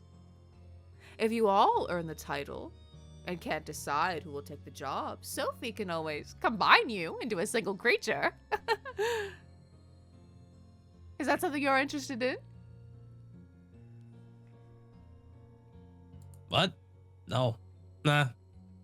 I don't seem very funny. It's kind of a played out thing at this point, you know? Need like new material. You see that Cicero is just, You see him get tired immediately of Hecna being cruel on purpose. And you see that while he has his attention on you, Cicero flings his hand out and uses what you imagine must be what little power he has in this place, and sends all of the sour wine from the Tunnel of Love's pool cascading over Hecna. Unfortunately, you're standing there as well. You also get kind of covered in it, but it's mainly directed at Hecna. I minor illusion laughter all around us. You see that Hecna teleports away. He did get drenched, but he teleports away, and he's laughing just maliciously. Right as he gets away, it switches back to booing. Oh, boo! You can dish it, but you can't take it. Boo! Unfortunately, give me a dexterity saving throw for all of you. Oh. It quickly becomes apparent that this is not safe to be on your skin.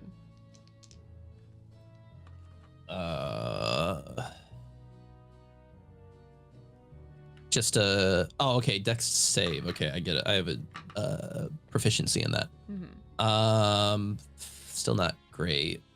13. 13. No. Oh god. Boo. You take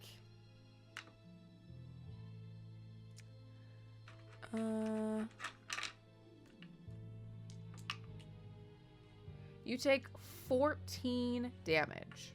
Jesus Christ. You, Ambrose, and Neve take 14 damage. Kaz managed to succeed on his throw. As this shit, it's poison and bludgeoning damage. The poison from the wave of rancid wine water, and bludgeoning damage as the swan boats are sent flying out of the pool as well and hit you in the fucking head. As you see that it also hits Hecna as well, if that's any consolation prize, which he is like laughing about but is obviously pissed off. You see that Cicero in a wave disappears back inside, and you see that two little imp creatures run up and put an out of order sign on the ride and start shooing people away as they try to figure out how to refill the pool. And you see Hecna vanishes.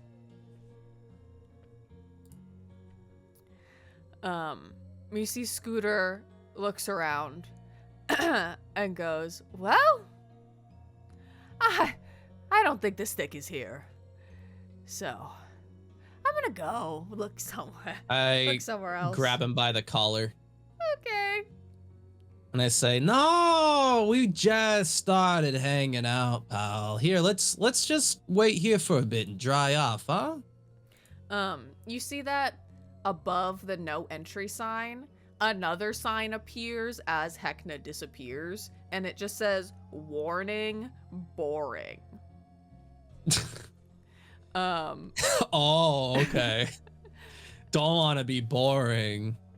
And you see Scooter goes, no, I don't see it here, so I'm gonna go look somewhere else. And hey, we'll look together. Maybe you'll have a better time finding it on your own. Yep, I've got other stuff to do, so I'm gonna go. But it's been really fun. We're gonna look together, pal. It's all right. You're no burden at all.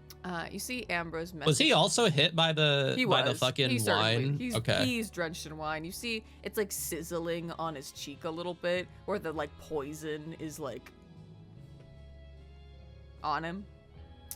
It says, that's interesting though. I noticed something. You said you were like super important to Hecna, didn't you? Yeah, Well, I'm next in line to be lieutenant. It's weird. He didn't even look at you.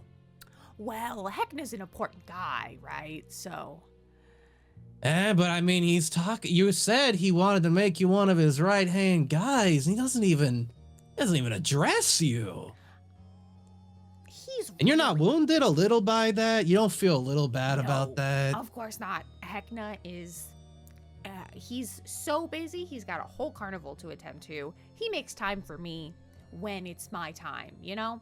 I've got other stuff to go do. You see... No, you don't. Ambrose messages you and says, should we meet back up with the toy maker now?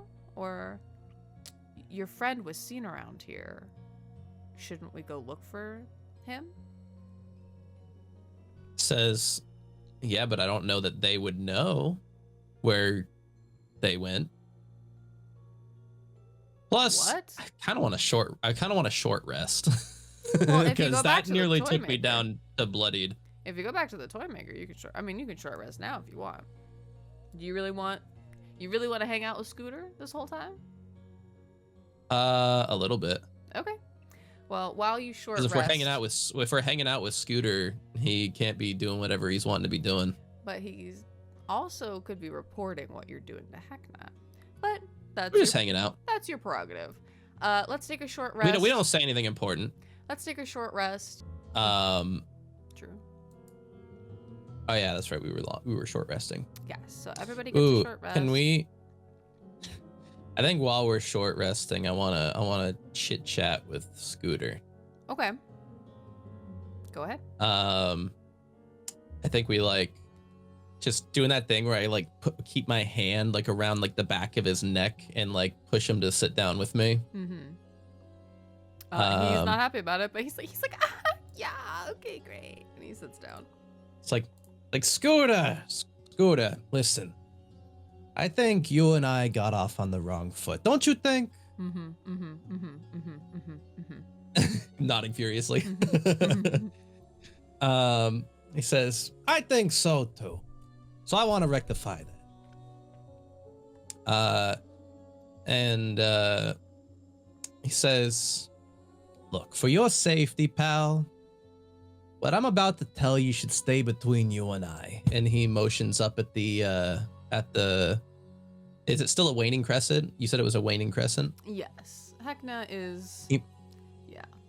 His moods are He motions up at the waning crescent and he says, for your own safety, I recommend this stays between us. Okay? Okay. Yeah. I'm great at keeping secrets. Says, you see, Heckna's been having a bad day, as you can see. And I don't want you to catch his wrath because you speak out of turn or something silly like that. A silly mistake like that, right? Yeah. Of course. Says, see, I think you misunderstood something. You think yourself real important. Real important. And hey, maybe you are, okay? I'm pretty new around here. I'm sure you know, if you actually are important. Right? I am. He says, and yet, weirdly, I'm already in the Dismaydium. What's that about, pal? Well, what do you mean? I thought newbies don't typically come over here unless Heckna really likes them, no? Right. Well, you're just really funny, so maybe he just really liked you. He says, that's right. I am really funny, aren't I? That answers that question. And he squeezes the back of his neck as he says that. And he says, you see, Heckna probably didn't tell you this, but I'm kind of a guest of honor here, pal. Give me, well, continue. I think he signals for everyone to kind of stand around him menacingly while we're sitting here like this. Neve just looks at him like this, and he like pees a little bit more. He says, you should really clean that up. Holy shit, pal, that stinks. Okay, anyway. That's not very funny. Anyway. He says, I'm kind of a guest of honor around here. And I don't think Heckner would take too kindly to you giving one of his guests of honor a hard time, no? Yeah, I mean, that's really interesting that you're a guest of honor and you didn't already have access to the Dismaydium, but wow. What do you mean I do? Well, where do you think we are right now, pal? I meant like at first, like, I don't know. But no, Who said I didn't? I completely understand, yeah. He says, so how about this? From now on, I want you to be a good little cog in the machine, and I want you to do your fucking job, okay? Okay. Keep me happy, keep me laughing, because if I'm displeased, who knows? You might just displease Heckner too, and you wouldn't want that. Okay. Yeah, I can do that. I'm a really funny guy. That's why I'm here, you know. Yeah, you are a funny guy, aren't you? Fellas, he's a funny guy, isn't he? So funny. Really funny. Yeah. A hoot. Don't worry, I'm sure you'll have him laughing in no time, pal. You see that he keeps side-eyeing Neve. And she just like, and he goes,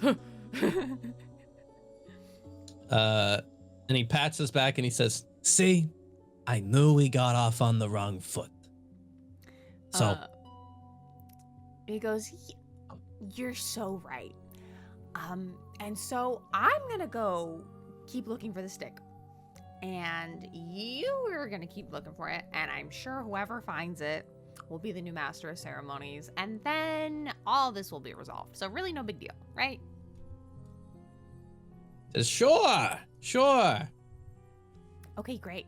Well, this And, has been great and fun. He's like slowly backing away from you.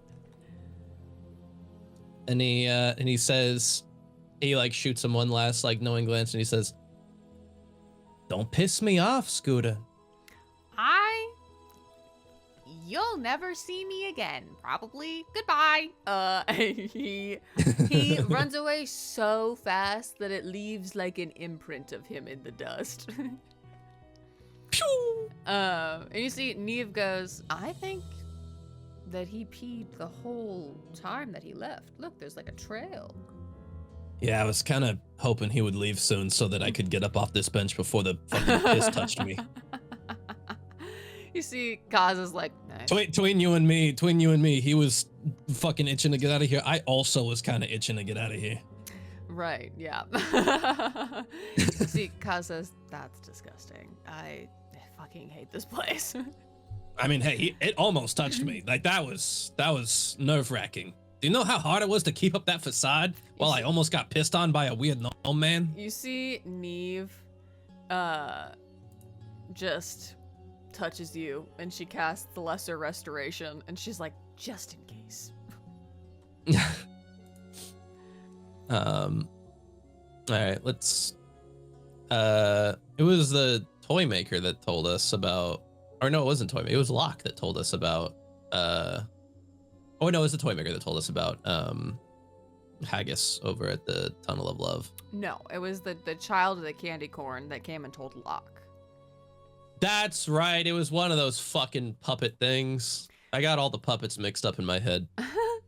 While you are near the Tunnel of Love, go ahead and give me a perception check to see if you can, or perception or investigation, to see like what you can find. See if you can pick up Haggis's trail.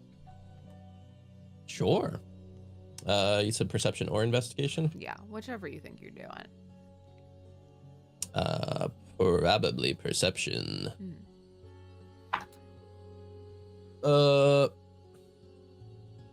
14. Okay. You look around, and a lot has happened since you got to the Tunnel of Love. But after everything has sort of settled down now, you see the little imps dragging the boats back and like filling. You see they're getting buckets of like the like gross red wine water from somewhere, and like bucket by bucket refilling the pool. And out of the corner of your eye, out of the corner of your eye, you see a flash of red. And you turn your head, and you see ducked behind. So the Tunnel of Love is kind of in its own like little secluded like alcove. There are trees all around it. You see behind a tree, just not covered by the branches, is like some red hair that is sticking out. Oh. Okay. We approach it. Are you trying to be stealthy, or are you just walking right up? I don't know why we would need to be stealthy. I don't know. You've made a big deal about being stealthy in the past, so I'm just asking. I mean, are there other people around? Since the ride is out of order, people have kind of cleared off. Oh, okay. Well, then, yeah. I mean, if I think it might be Haggis, then I don't see a reason to be stealthy. You walk up. You come around the corner. It's gonna be not Haggis. You see that? It's gonna be a clown. Someone is like crouched behind a tree, taking notes furiously, and almost doesn't hear your approach. But then you crunch on a leaf, and you see that they stow the journal in their like little coat, stand up, and they've got a shiv that is like crudely made of like, it looks like kind of like a lollipop dagger. And you see Haggis. He goes, "Who's there? I got a knife." Holy shit. Elstein? He says, "Oh, come on, kid. You don't need a bigger blade than that. Come on. What is that?" Now, hang on. How do I know you Zalestein? Huh? They tricked me before, right? They already tricked me before, so you gotta... How do I know that you're really him? He says, "Well, you know, if I wasn't Ailstein, I probably wouldn't know about that time when you were looking to prank Amber with that whoopee cushion, and I slipped it under your seat. I probably wouldn't know that, would I?" That was me, by the way. You didn't fuck up. I let you think you fucked up for years. It was me. You see, hey. You see, he goes, "I knew I didn't put it under my own seat. God damn it. Why would I put it under my own seat? None of yous believed me that I put it under my... God damn it. Fuck you." You see that he walks up to you, and he's taller than you remember him. He's got like some scruff on his face now, just a little bit. His voice is deeper. And he looks wild. He looks like he has been living in the woods. And he looks like he has not slept. There are heavy bags under his eyes. It looks like he like carved this shiv himself. And he walks up to you, and he's like, "I mean, he would know that." He says, "Here, hang on. I can't automatically trust people. So, here, let me also run my trust test." And he lets Harry out to run down his arm and sniff Haggis. He goes, "Harry! Holy shit!" You see Harry runs up to him, and he like gives him a little kiss, and is like really excited. And you see, he's like holding. He goes, "Holy shit! You're as fat as the day we lost you. That's crazy. God, you weigh like 10 pounds. How the hell you? God, you must be buff lugging this schmuck around." He's like carrying him around. And Harry like runs back into your sleeve. Remember when you guys said he was never gonna pick a lock? I'm telling you, you guys are wrong. He is on his way. Are you saying that to Haggis? Yeah. Haggis is like, all right, I don't know about that. But believing enough that it is you, he gives you a hug and he says, "What the hell are you doing here? They get you too? I mean, you weren't there, but you been says, here the whole "Nah, time?" I'm here to kill a clown." Oh, I hear there's a clown what needs killing. Oh, there's a lot of them here. This place sucks, Elston. Oh my No. God. I'm saying like a big. You saw him earlier. Oh, him. Yeah, no, he needs to die for sure. God, it's been hell. It's been hell. Have you found any of the other? Have you found anyone else? I've been looking. We all got separated when we came here. I got a Boot and Peaches. They got put somewhere else, and I landed here with the girls, and then I lost the girls, and then I got lost, and well, I haven't seen anyone else since, and it's been a long time. So, what the hell are you doing here? Well, Boot got clowned, but don't worry, we managed to cure him. Oh, good. You can cure it? Oh shit, that's good. Oh yeah, there's been a lot of developments. Hell. Oh, good. Fuck, dude, it is not safe here. It's really not safe in this place. I'm scared. You know?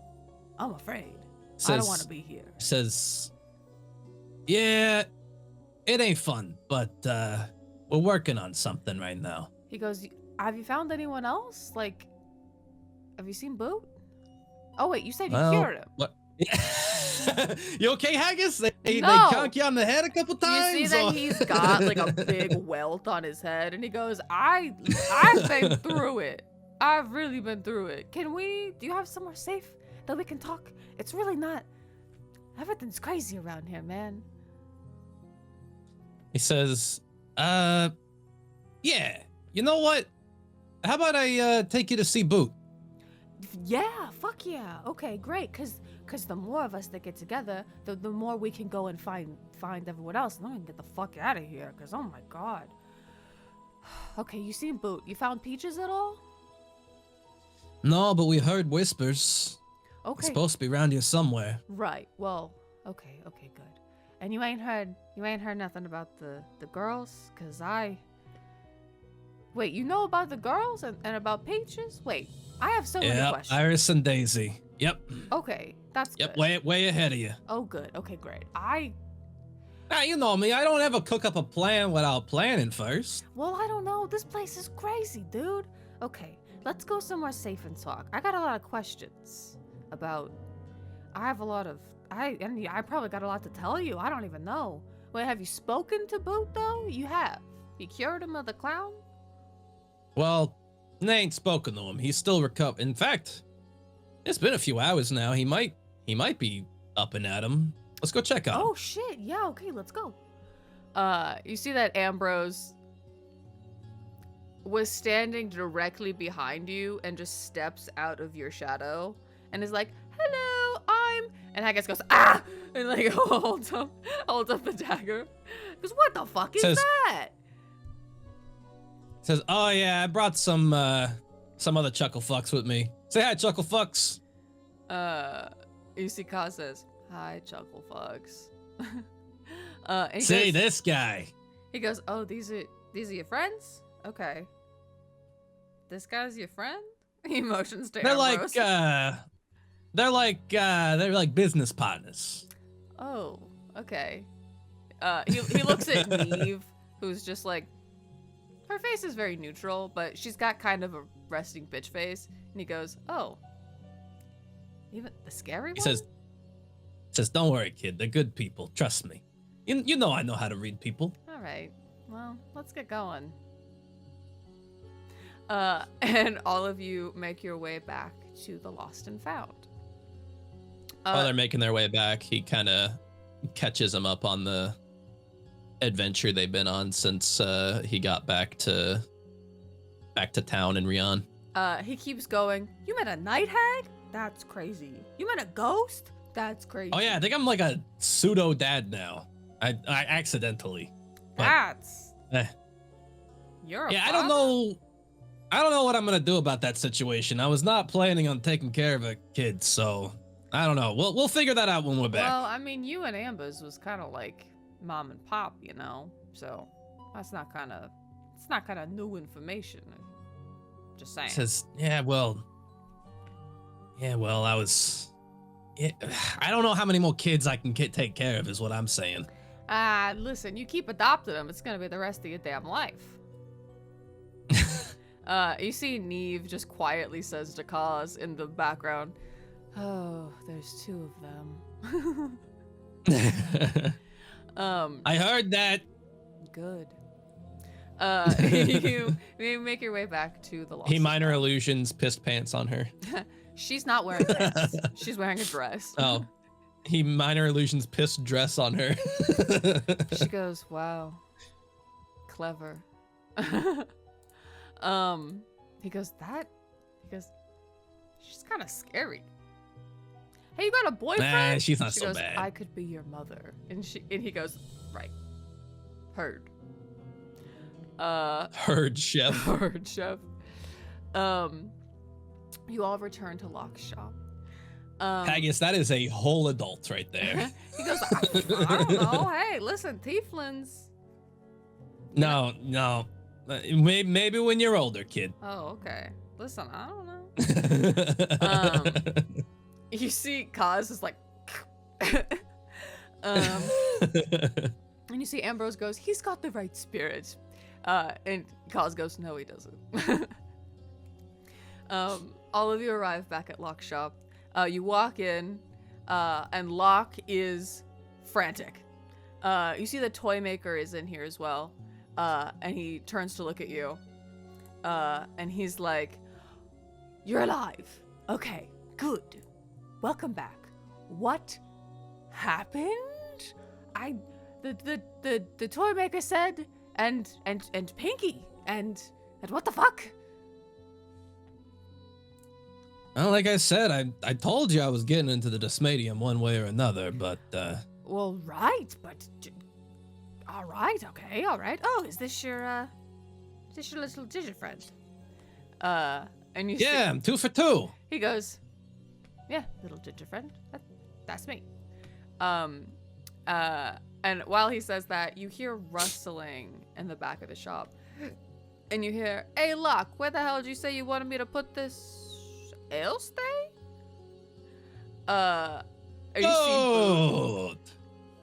He says, "I mean, holy shit, the bird said you were here, but I didn't really believe him." Oh, good. Oh, Haggis. Oh, shit. You see, he doesn't even question it. He walks up and he gives you a hug. And he kind of is like, "Holy shit, dude. You been working out? What the hell happened to you?" What? Yeah, a lot. Yeah, I can. Christ. A lot for the past 6 years. My God. All right. Okay. Well, I've done a few push-ups here and there, nothing too big. all right. Well, we got a lot to catch up on. Locke, he's really been helping me out. Oh yeah, that's right. Yeah, I did a few workouts when they had me at the meat market. Yeah, you see Boot goes, "How the hell did you get out of the meat market? And they got one here, too. Holy shit, is this where you been? Oh, my God." I fought my way out of the meat market, kid. It was a bloody battle. I was this close. He pinches 2 fingers together. He's like, I was this close to getting eaten, and then I got out of there. You see, he said, "Oh, I gotta change, because they can't all have the same voice." Boot is a little goblin, so he's like, "Hey, I mean, that's crazy. I'm really glad to see you again. I'm glad that you're here. I mean, I'm not glad that you're here. Why are you here? I know how we all got here, but what are you doing here?" I've been actually meaning to ask yous about that. No one knows how you got here but you, so... You see Locke. How about you guys catch me up? You see Locke was like in the middle of saying something, and he's like, "Look, there's a lot to be said around here. Okay, let's all take a seat. Everybody sit down, and simple. I'll go around and we'll all take turns saying the things that we need to say, okay? You start, and I guess I'll finish. You see Boot kind of like ruffles the feather. He says, don't worry, old man. And you see Locke says, don't ruffle my feathers. He does it. He's like ruffling his elbow because he's so short. Yeah, literally. You think Locke has like a weird like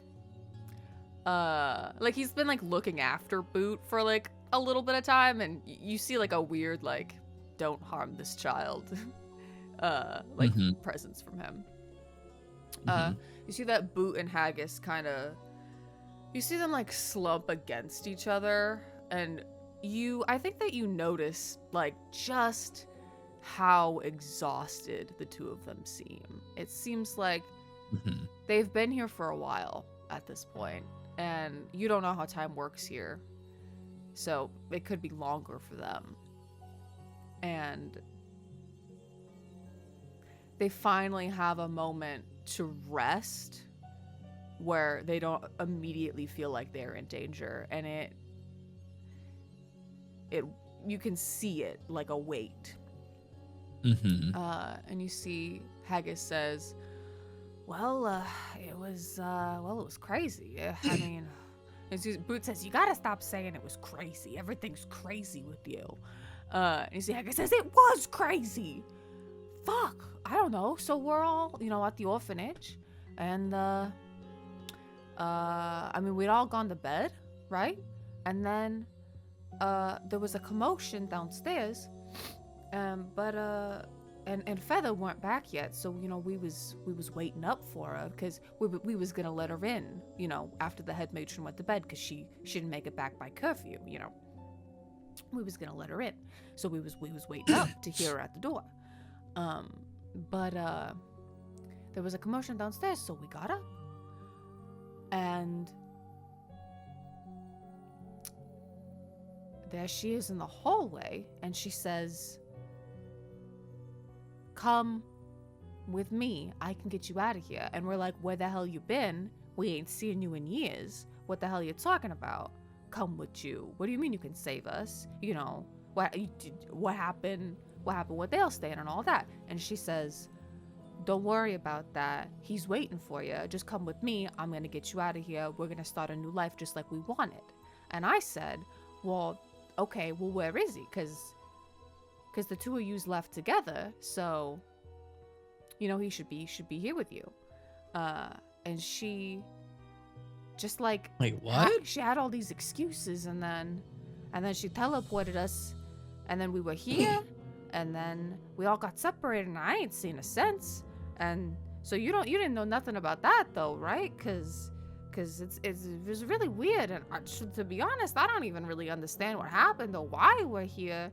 But she mentioned you, and she said like you were waiting, or that you would come for us or something like that. I don't know. It was really confusing. And Boot says, you told that in a horrible way. Wait, the head matron's been gone the past few years? No. You see Boot smacks Haggis on the back of the head, and he goes, no, you idiot. You didn't even, oh my God. Amber. She showed up at the fucking orphanage. And she, I don't know, it was weird, because like we hadn't seen her in a long time, and she looked weird, right? She looked all kinds of fucked up, okay? And she comes in here, she's talking about how, where she's gonna get us out of there, and he was waiting for us, and we're all gonna start the new life together that we wanted, and she knew a place where we could all be safe and have a good time together and get away from the orphanage. And like I said, we had lots of questions, but she weren't hearing it, and she had all these excuses, and we kept asking about you, but you weren't there, and she had all these excuses, and then it was like boom, and then she teleported us, and then we was here, and then we got separated, and I ain't seen a sense, and it's been kind of a shit show. Elsie, this place is evil, okay? Lots of things been trying to eat me, all right? That thing that was on my face, that came out of popcorn that I was trying to eat. Are you kidding me? Seth, I need you to be so honest with me right here, because I think I know what just happened, but I want to make sure I understand, because otherwise it could potentially be another clue. But I think you meant to say Amber all along, right? And not the head matron? Yes. Or did Haggis actually see the head matron? No, yeah, he saw Amber. Okay. I was just making sure. Yeah. I assumed, I was like, oh, okay, they're correcting a misspeak, but I was like, unless Haggis actually did see the head matron. Haggis and okay. just, like, he didn't say her name and then just continued to speak, and Boot was like, you didn't say who it was, you idiot.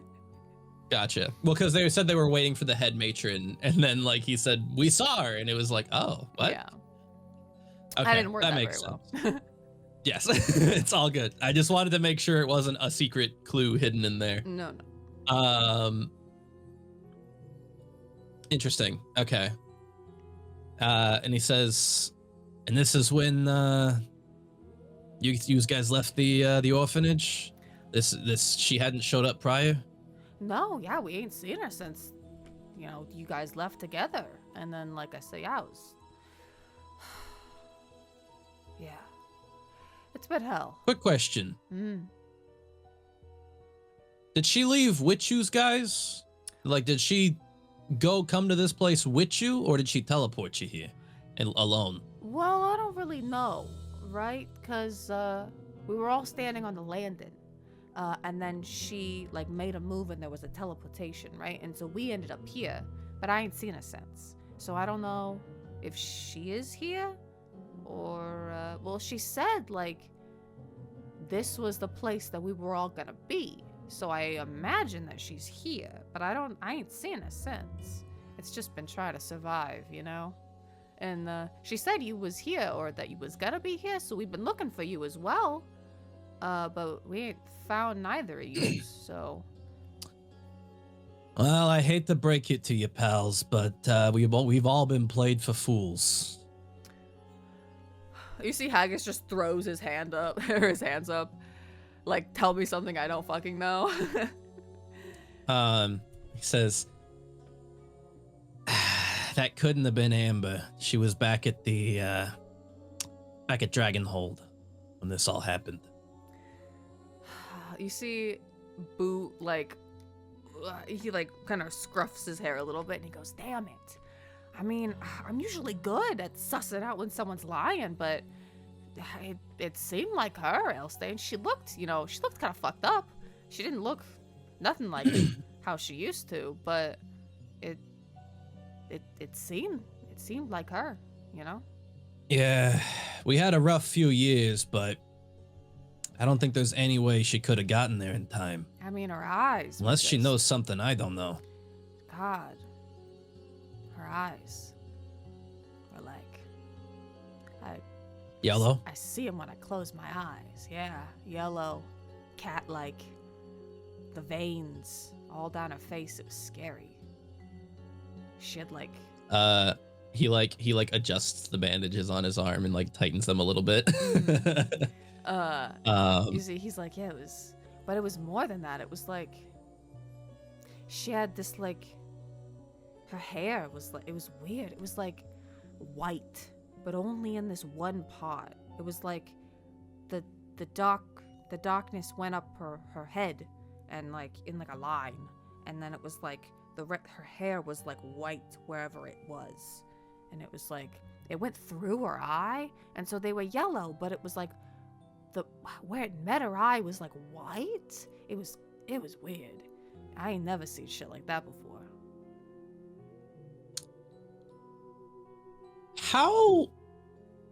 Sorry, I'm trying to remember the timeline here. Yeah.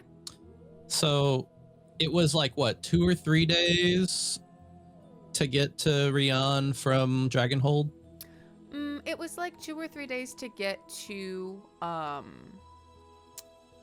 Sentinel. Oh wait, it was like a week to get there, wasn't it? Yeah, it was like a week's travel overall. Okay. And the kids had been missing for how long before he got back? It was a week, right? About a week, yeah. So they went missing basically right around the time he left Dragonhold. Correct. I think he squints a little bit and he says, interesting. Yeah. So, actually, hang on. I'm trying to like envision what you were describing about the white hair and the. So she has the dark veins are on her eyes, and he's saying that she had like one dark vein that was kind of like going through her eye, and where it met was white, and that it extended up her head, and where it disappeared into her hair, the hair was white. Like a stitch, maybe? Yeah, that's just how they described it. You're not really sure. Maybe a little hard to envision. I'm picturing like a ragdoll style stitch through the forehead. You know what I mean? He said it was a vein. Well, he said it was like a dark mark. Could have been a vein. Oh, could have been a cut. Could have been. You don't really know. Interesting. He says, interesting. All right. I need you two to do me a favor. You see Amber again? Don't trust her, okay? Someone is fucking with us. You see they nod and go, well, yeah, after she fucking brought us here, I'm not gonna trust the goddamn thing she says. But you saying it wasn't, you saying it weren't even her, so. Says, yeah, I don't know. Something's fishy, for sure. But regardless, for now, just keep your wits about it if you see her.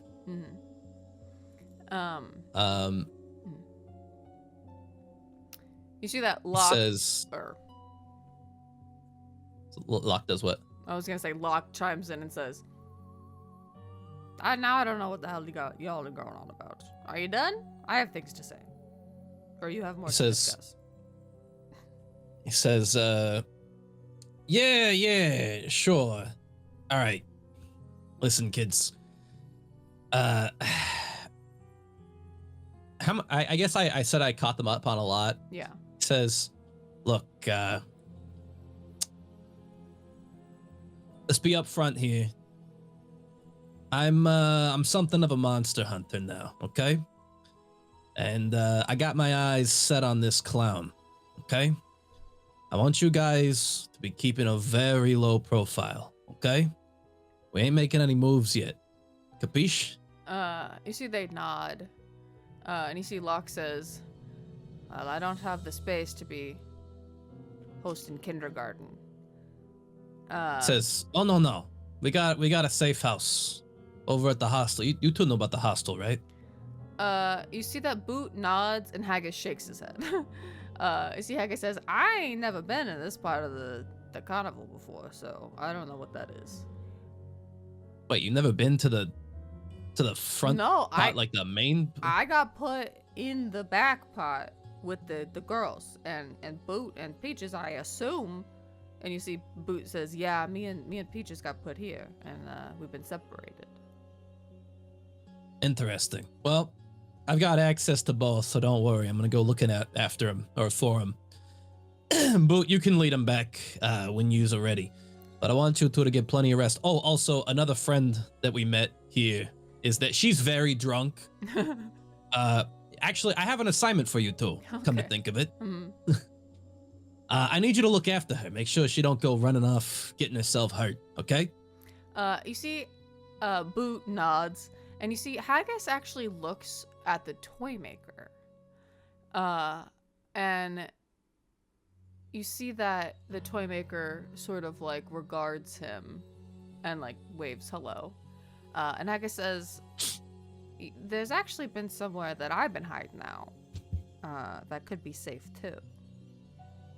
If you ain't trusting the hostel. And what is that? You see he again looks at the toy maker. And you see the toy maker signs something. And Stefano says, the Shattered Station. It's where the rest of our resistance is. It is the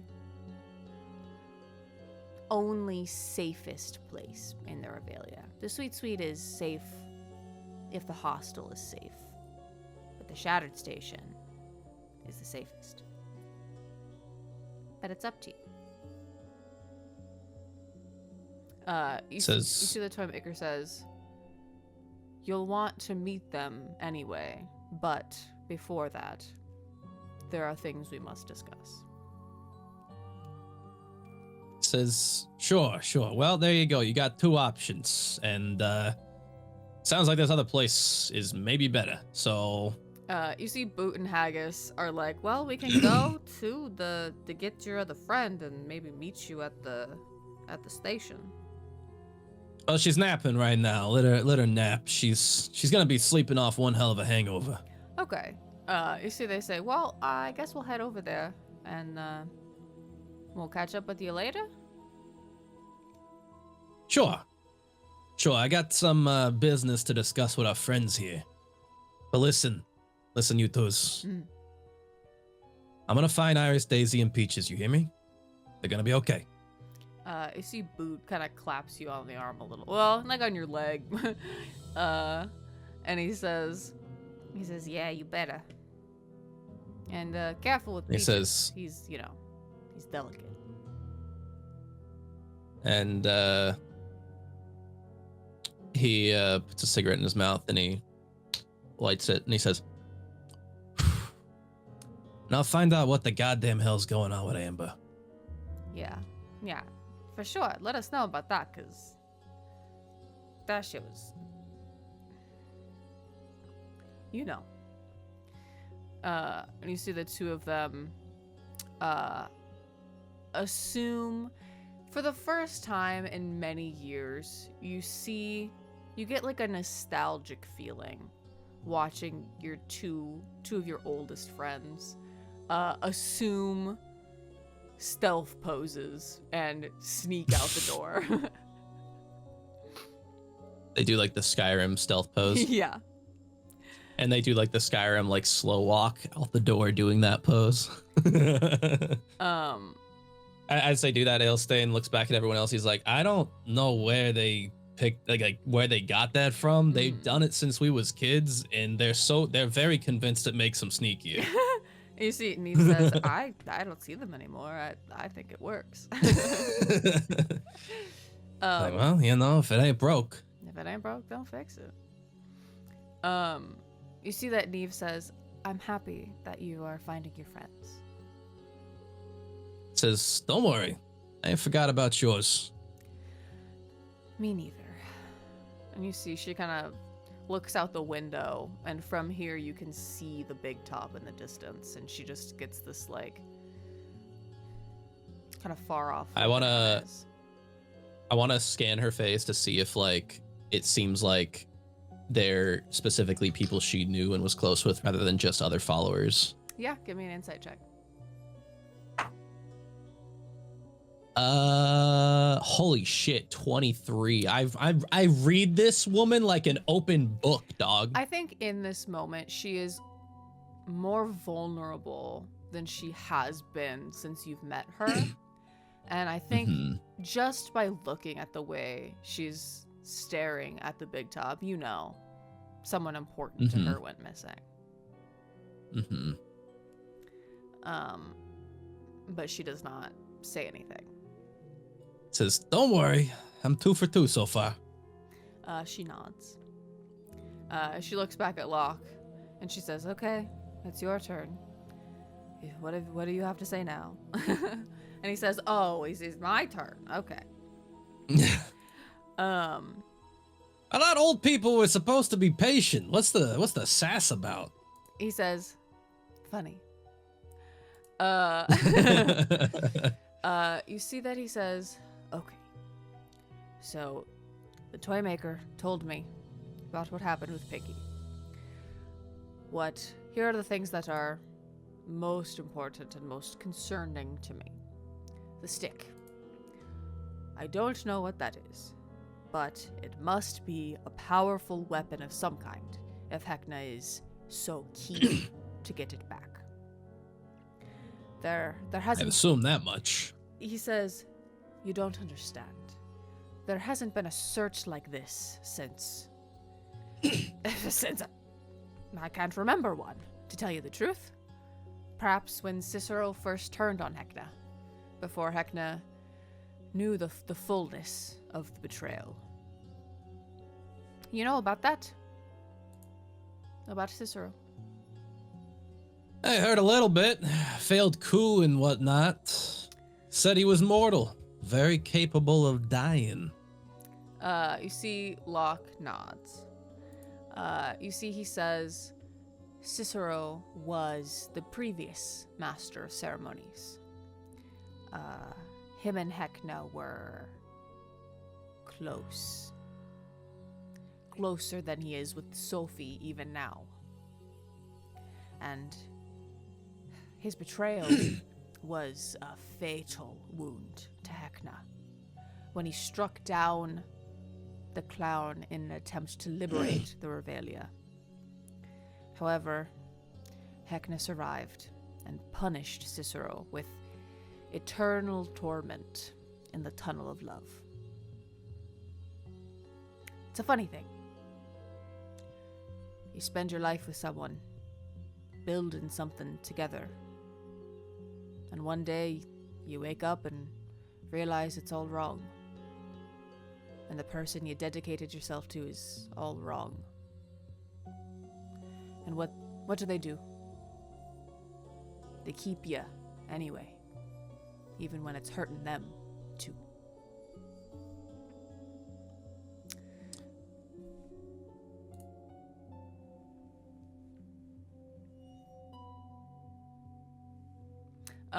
You see he says... I just didn't know if he had more to say or not. He has a little bit more to say. He says... Okay. So now Cicero's trapped in the Tunnel of Love as punishment. Ripped his heart clean out of his chest. Made a ride of it. In typical Hecna fashion. Cicero is grouchy, but I'd be cranky too. Not that I've seen him, or the tunnel myself, but I've heard the stories of it. And, I'll be waiting here eagerly to hear more from all of you. It says...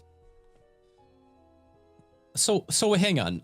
Rewind really quick. Mm-hmm. Am I to understand that since the picture on the Hecyatron had what's her face, Pinky holding the stick, like that was the stick that they're looking for? Yes. And they somehow lost it after he knocked it out of her hand? Yeah, it went flying somewhere and it has since disappeared. Did I get any feeling the direction?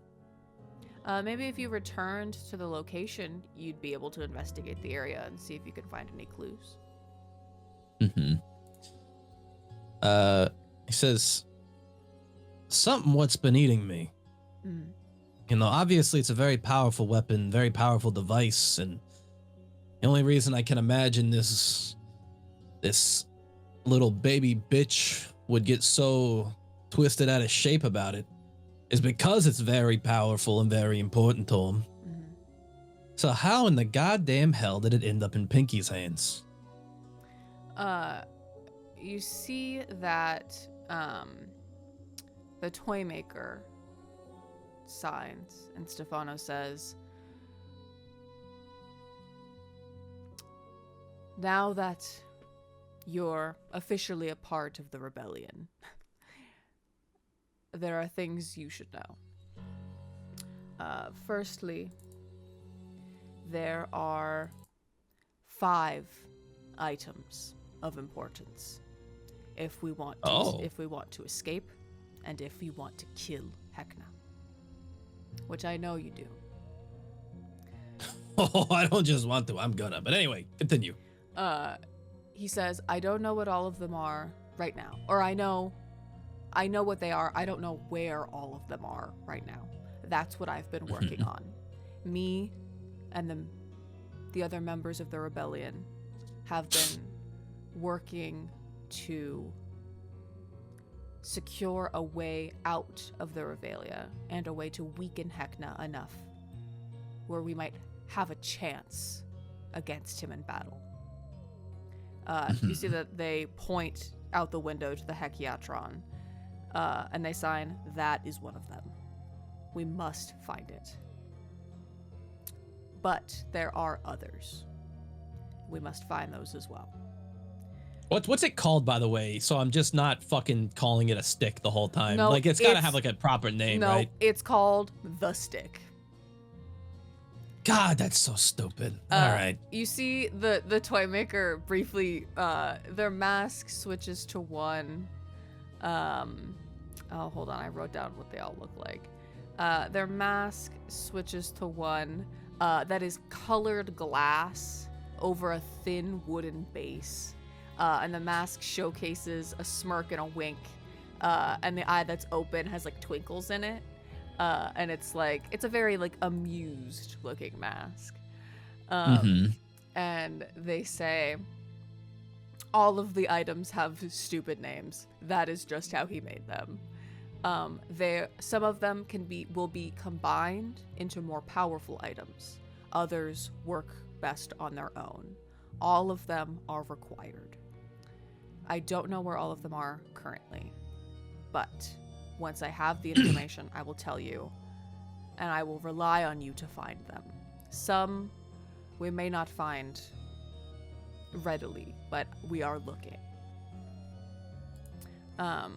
You see that they point to the stick and they say, someone has to have grabbed it, that weapon, or seen who grabbed it, and it's better that you find out than Hecna.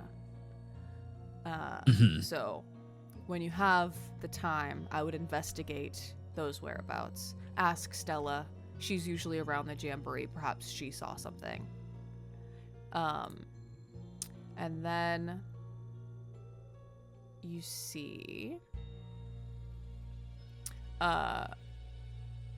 Locke says, "Aye, it's important to be found. I've also recently, while you were gone, come into some..." We were also there, though. Why would she have seen it and we wouldn't have? Well, I'm saying, like, you both were there, so, like, maybe she can help you investigate the area. Because you were also whisked away right after that, whereas she was probably around afterwards. Locke says, "I've also come into some more information since you've been gone." You see, Locke says, I've come into some new information as well. Do tell. He says, "I'll be willing to share it with you." He says, I've got a couple of new things. You see, he says, "Look, because I like you, I won't charge you for some. But a bird's still got to make a living, so not all of it can be for free." You see that he says, "Would you like to know?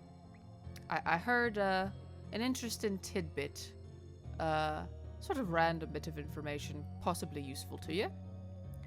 I have some information about Arachne and about the Big Top." Hang on. What about the other items? There's like 4 other items you didn't tell us about. You see the toy maker says, "I'm still looking for most of them. We're on the hunt for the stick. I know where one of them is right now."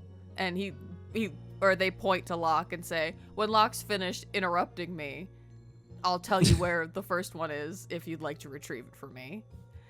What? I mean, at the very least, it'd just be nice to know what we're looking for, you know? Okay, anyway, Locke seems to be shot out of a cannon today. You see, Locke says, No, you finish whatever you're talking about. I can wait. Nobody wants to listen to the old bird. I get it. And he starts like ruffling through his drawers and like picking up different trinkets. And the toy maker goes, "Oh, we made him mad." You see the toy maker signs, "Don't mind him. He's had a rough day."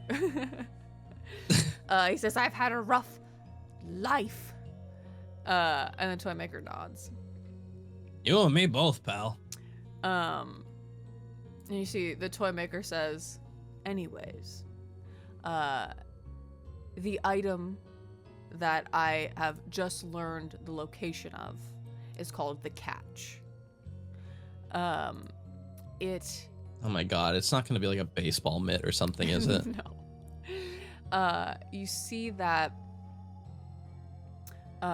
they say this task, finding these items, is the key to escaping and or destroying the Revelia once and for all. Before I tell you any more, you see that they pull out a little stamp with a little symbol on it.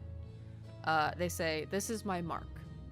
It will grant you minor protections from Hekna, and it will allow me to know your location in case you require my assistance, or if you are." Oh my god, it's the little stamp they put on the back of your palm so you don't have to pay the cover charge anymore. Literally.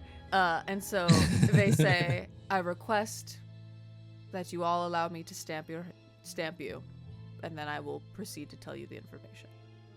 I mean, we should probably like hide it from like view, right? It disappears. It's like a magic stamp. Oh, okay. Well, hang on. A magic stamp.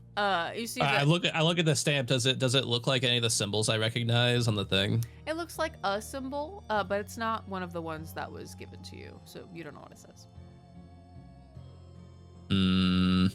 You see that they reiterate and say, "It grants minor protections from Hekna and allows me to know your location. That is the magic that it does." All right, sure. They stamp all of your hands, and then they pause, and you see that they reach into your cloak and pull Harry out and stamp. Whoa! No! Well, you see Harry's like kind of fine with it. You see, they like stamp Harry's like belly, and then put him back. All right, as long as Harry's consenting. Yeah, he was fine with it. All right, but you're on thin ice for that. You see that the toy maker signs, "My apologies." You see that they say he's the one really calling the shots around here. Mm-hmm. I'm just the front man. You see that they say, so yeah, there are several powerful items around the Revelia that can be used to fight Hekna and as a means to escape. One of these items, the catch, I have learned is in the forest, in a grove in the forest, home to a very particular ghost. Perhaps you may have. Oh my god. Perhaps you have met her. Oh my god. Her it's name is- fucking what's a face Her name with is the it starts with a G. Gertrude. That's our fucking god damn it. You see that they say, she has no idea, apparently, this item is in her possession. I have been told. Of course she doesn't. I've been told the tree that she calls home. I've always heard rumor of there being a strange item embedded in the wood, but it was never of importance to me until I have recently learned it is the item we seek. So I would go myself, but I must be cautious, and I know not the way. I cannot go where I cannot explain to Hekna if asked. Locke cannot go anywhere, so trust in the Revelia is rarer than a genuine smile. But I trust you to retrieve it. You got like a bag of candy on you? I can probably get her to do just about anything for a bag of candy. You see Locke rifles through his desk and pulls out some of the candy he gives to the children of the candy corn. Says, yeah, this'll be enough. I could probably get her to fucking do a backflip if I handed this to her. The amused mask comes back, and then moves back to their sort of regular demeanor. You see that, they say, I believe the item is of vital importance. It will cause you no harm. You have my word. But I cannot tell you more about what it does until I have confirmed for myself. And too much knowledge too fast is weakness, not power.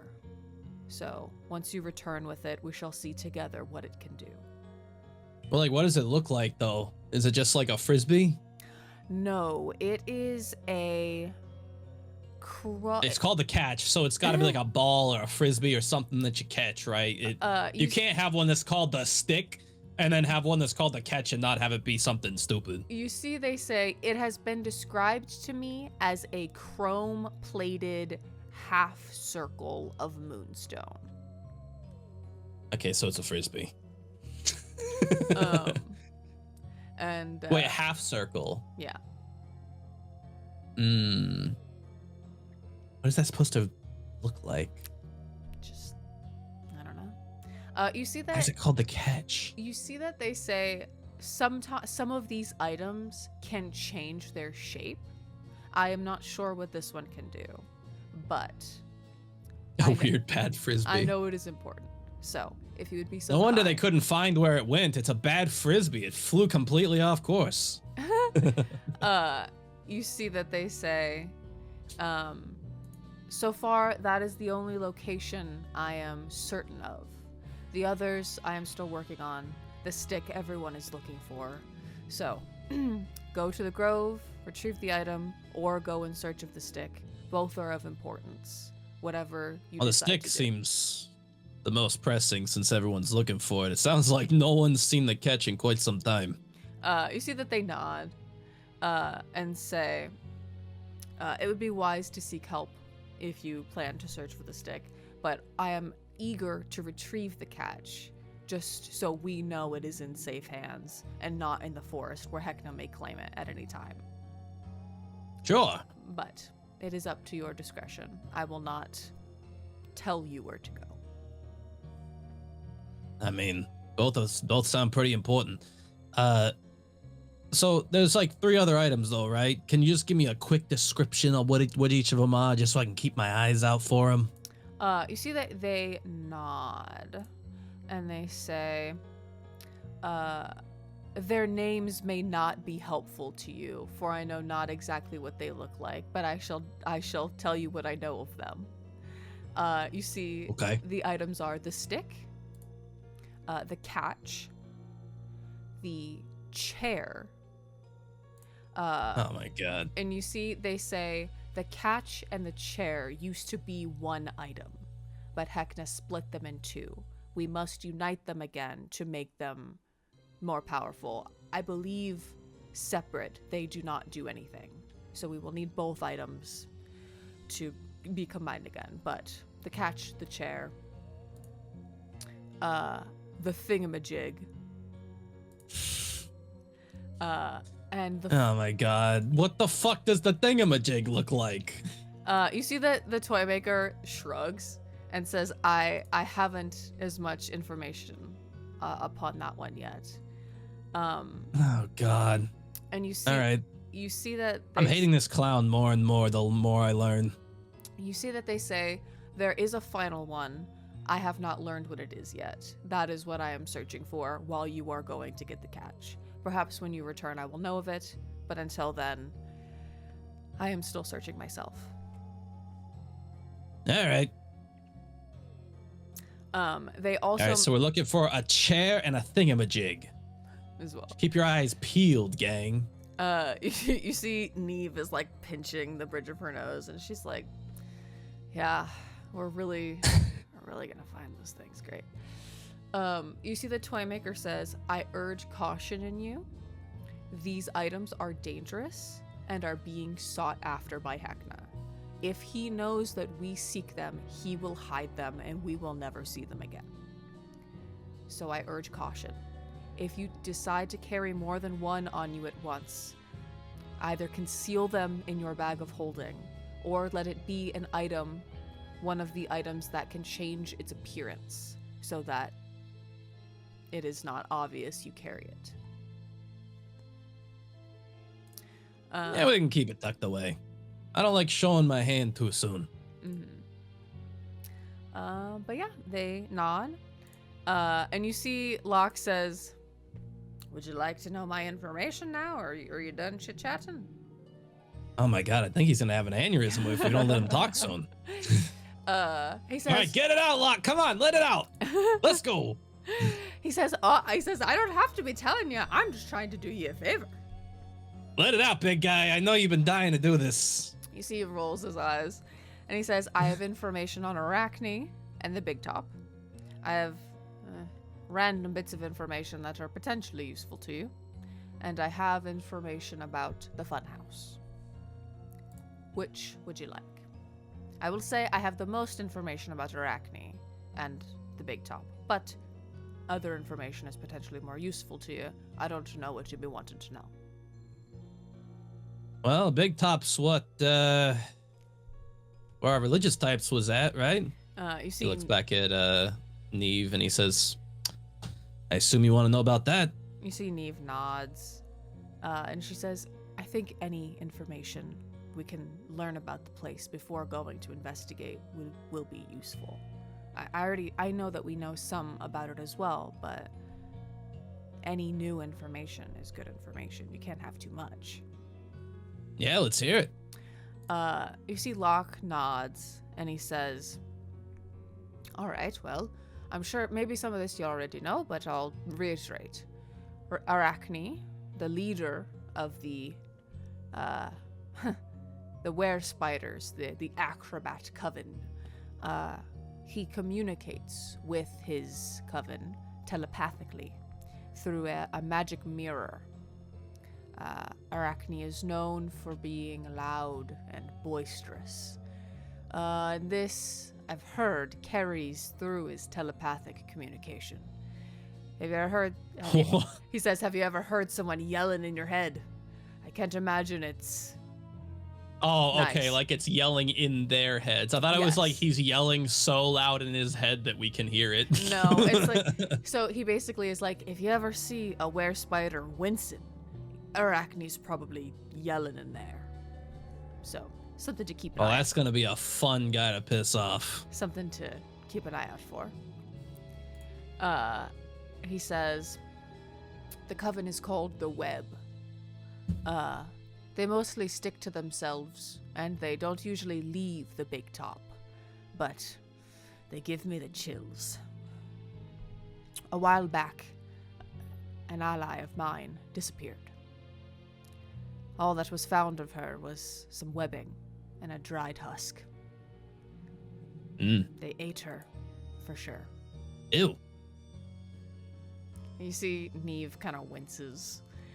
And he says, and about the Big Top. Well, about Hecna and the Big Top. Something you should know if you... You'll likely have to face Arachne at some point, if you're planning on taking this place down.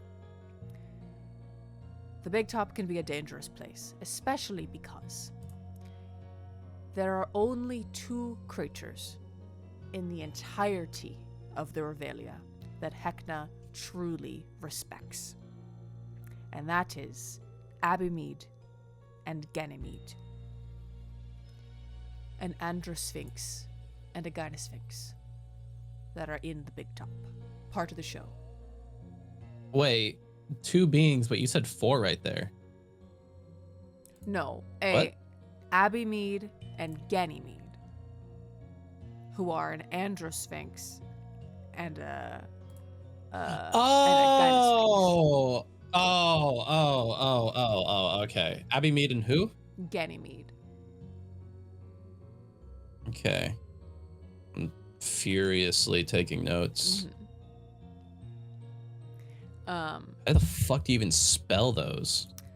Ganymede is spelled like I believe it's a planet, right? It's Ganymede. I believe it's a moon, I think? I can't remember. It's a cosmic entity of some sort. And Abimead is Abymede. So M-E-D-E, yeah, okay. Spelled very similar. And you see, he says, They perform in the mentalist. And they were what exactly? They were a Gyne Sphinx and an Andra Sphinx. Yes. They're the stars of the mentalist show that they put on at the Big Top. Something tells me you'll be meeting them if you're investigating the place, so just be careful.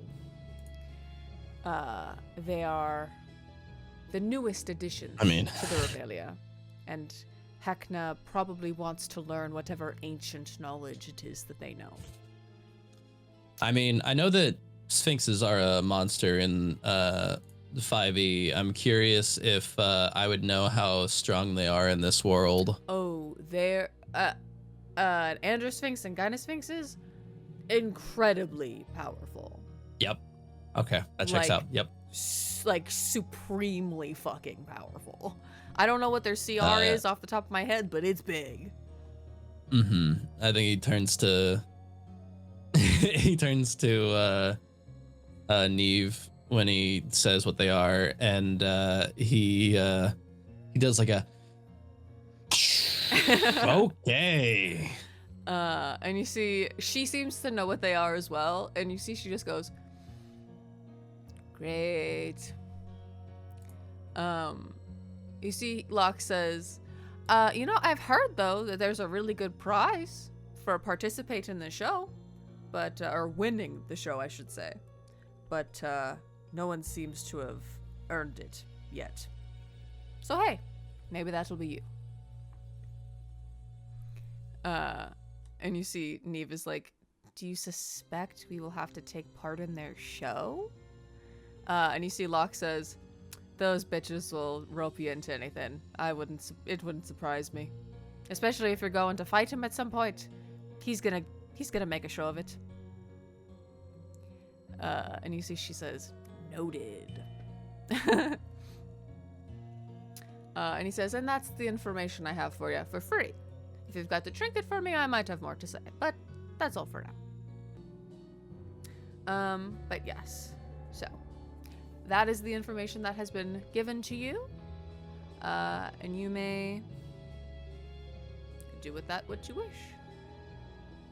I think Ailstein turns to the rest of the group and he's like, I mean, I've forked over a few trinkets. I think it's your guys' turn to start forking over trinkets for information. You see Ambrose rifles through his bag and he says, oh, of course, I probably have something in here. Oh, I have a bell, look. You see he pulls out this like little antique little bell. And he goes, what'll this get me? And you see Locke snatches it and he kind of like rings it a little bit. It's like, all right. You've activated his bird instincts. He says, all right. And what do you been wanting to know? And he says, I didn't think I'd get this far. Elstein? You didn't think you'd get this far? What do you mean? I don't know. That's what the trade is. What information? I mean, you said you had come into more information that was important, no? So right. Well, I don't know. I said, well, I've already told you about Arachne and the Big Top. Like I said, I've got some bits of information that could be useful, and I've also got a little bit of information about the funhouse. Whatever you've been wanting to know. Funhouse it is.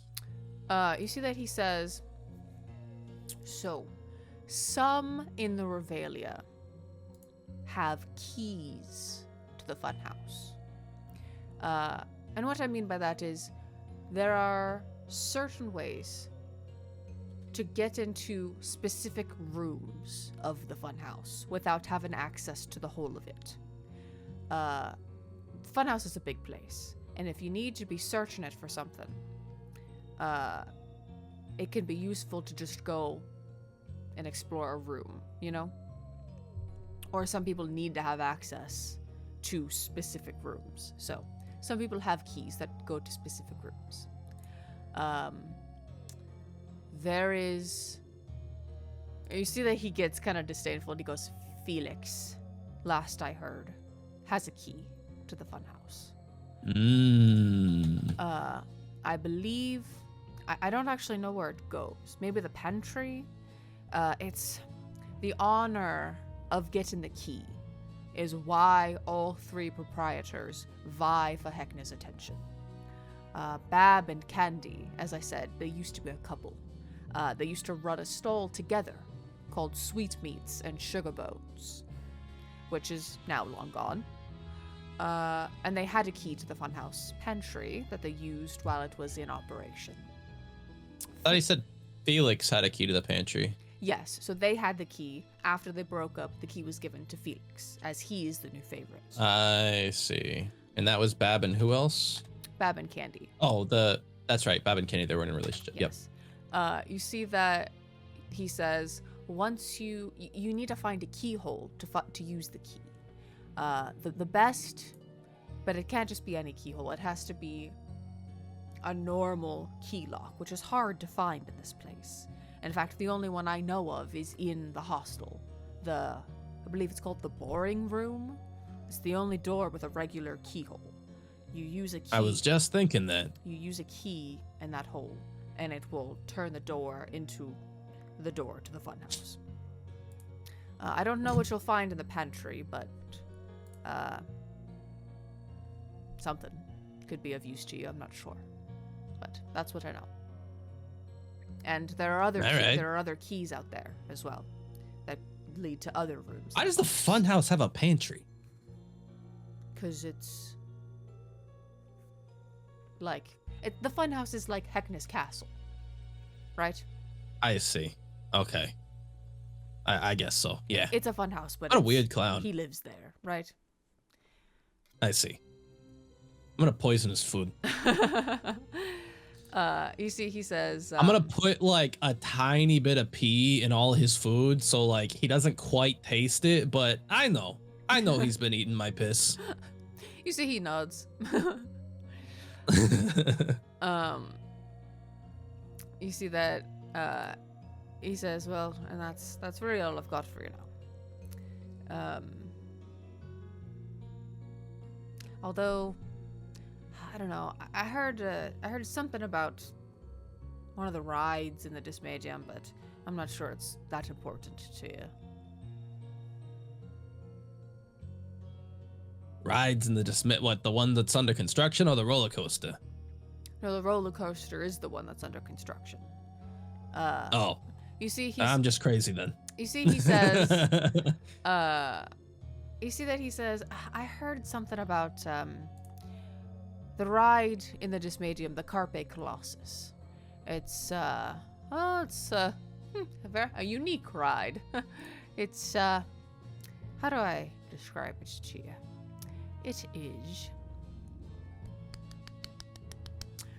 It consists of a giant. You know about giants. A giant. His name is Gary. The ride is a giant? What? Mm-hmm. He picks you up in his big hand, and he shakes you around. And it's fun, apparently. Okay. You see, he says, Gary, he's big, but his mind is small.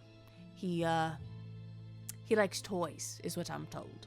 And his keeper, what's her name? Alice. Alice Butterbeans, I believe. They recently got him, I think a monkey, an amalgamation from the souvenir shop. Magnanimo stole it back, and Gary not happy about it. He almost left his crate just to get it back, and Gary never leaves his crate.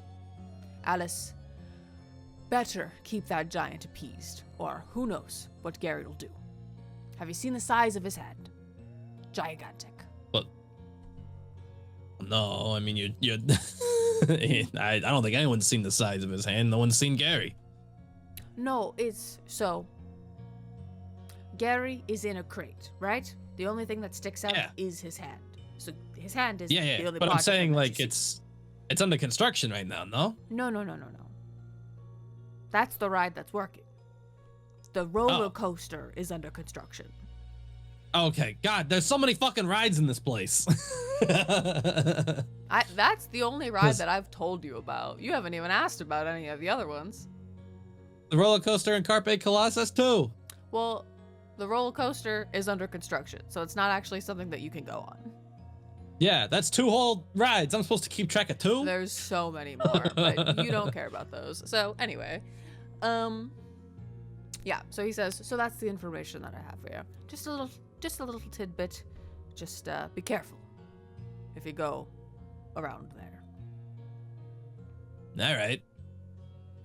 Go there to get manhandled by a large man. Got it. I've heard they say it's fun, but they say a lot of things. Yeah, I don't trust nobody here. I think they would say it's fun when Heckna shits on you. I think Heckna could take a steaming dump on their heads and they'd be like, this is a blast. You see that he says, and before you go, I realize I've not told you about myself as much. And I suppose people that trust each other talk about themselves as well. So, I guess... Yeah, sometimes. Just in case you're interested. Maybe not. I don't know. And I don't know that you actually care. But... you see... Oh, you want to open up to me, don't you, Locke? You see that... He goes, what? No. Oh, all right, go on. Tell me your Doc backstory. Come on. You see that he says, oh shit. Locke needs a friend, dude. He's been through a lot. You see that he says, I tried to escape once. And I was caught. And my punishment is that I cannot die, and I cannot leave this wagon. I've been here longer than I can remember, and I have not left this wagon since. Anyways, off you go. You've things to attend to. I mean, hey, buddy. That's a tough pill to swallow, but I don't know. That kind of sounds like it might work against him in the long run. You see that he kind of shrugs. He says, "It hasn't been the case so far, but." Yeah, but now you got me, so... You see that he nods, and he says, normally I'm not optimistic, but I don't know. Things are looking up lately. I'll say that. Oh, I'm sure he's gonna do some bullshit to try to break our spirits or whatever, but let's be clear. I am killing him. It's one of those things. I feel like I need to keep repeating this so you guys really understand. So I'm just gonna keep reminding you. I am gonna kill him. The clown's dying. That is gonna happen. You see the toy maker signs. The more items we retrieve, the likelier that becomes. And he says, yeah, it sounds like a valid lead to me. All right, anything else you guys got for me, or? He says, Locke, you see Locke says, no, I'm done talking now. All right, so we're looking for the stick, the catch. We could go to the funhouse, but it sounds like it's going to be a pretty bad time. He looks over at Neve and he says, that call's up to you. If you want to go there before we look for the stick. The big top. Or yeah, not the funhouse, the big top. You see she shakes her head and she says, I think I'd rather focus on finding the items to take down Heckna. We'll find my sisters in time. I have faith. See, we are gonna kill him. Okay. Any other news on the kids? Anyone seen But there's two little girls running around. Little kid. He's wheelchair bound. He was in the food court before, but. Oh, you see, Locke snaps his fingers. He says, "Oh right, that was the last thing I had to be telling you. While you were gone, I got another update. They saw a kid in a wheelchair heading into the woods." In the woods? Mm-hmm. Out of curiosity, what direction in the woods? They didn't say. Just out the front gates. Where is old witchy ghost's place in the woods? It's like on the east side of the map, right? Yeah, it's out the front gates and to the east.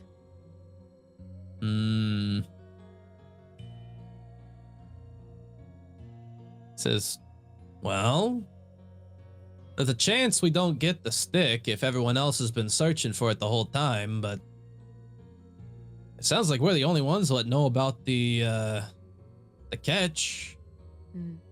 And maybe we find Peaches while we're at it. You see Ambrose nods. He says, whatever you want to search for first. You're the leader, remember? I like hedging my bets. Let's go for the catch. They all nod. Did Locke hand us that bag of candy? Yes, he did. Hell yeah.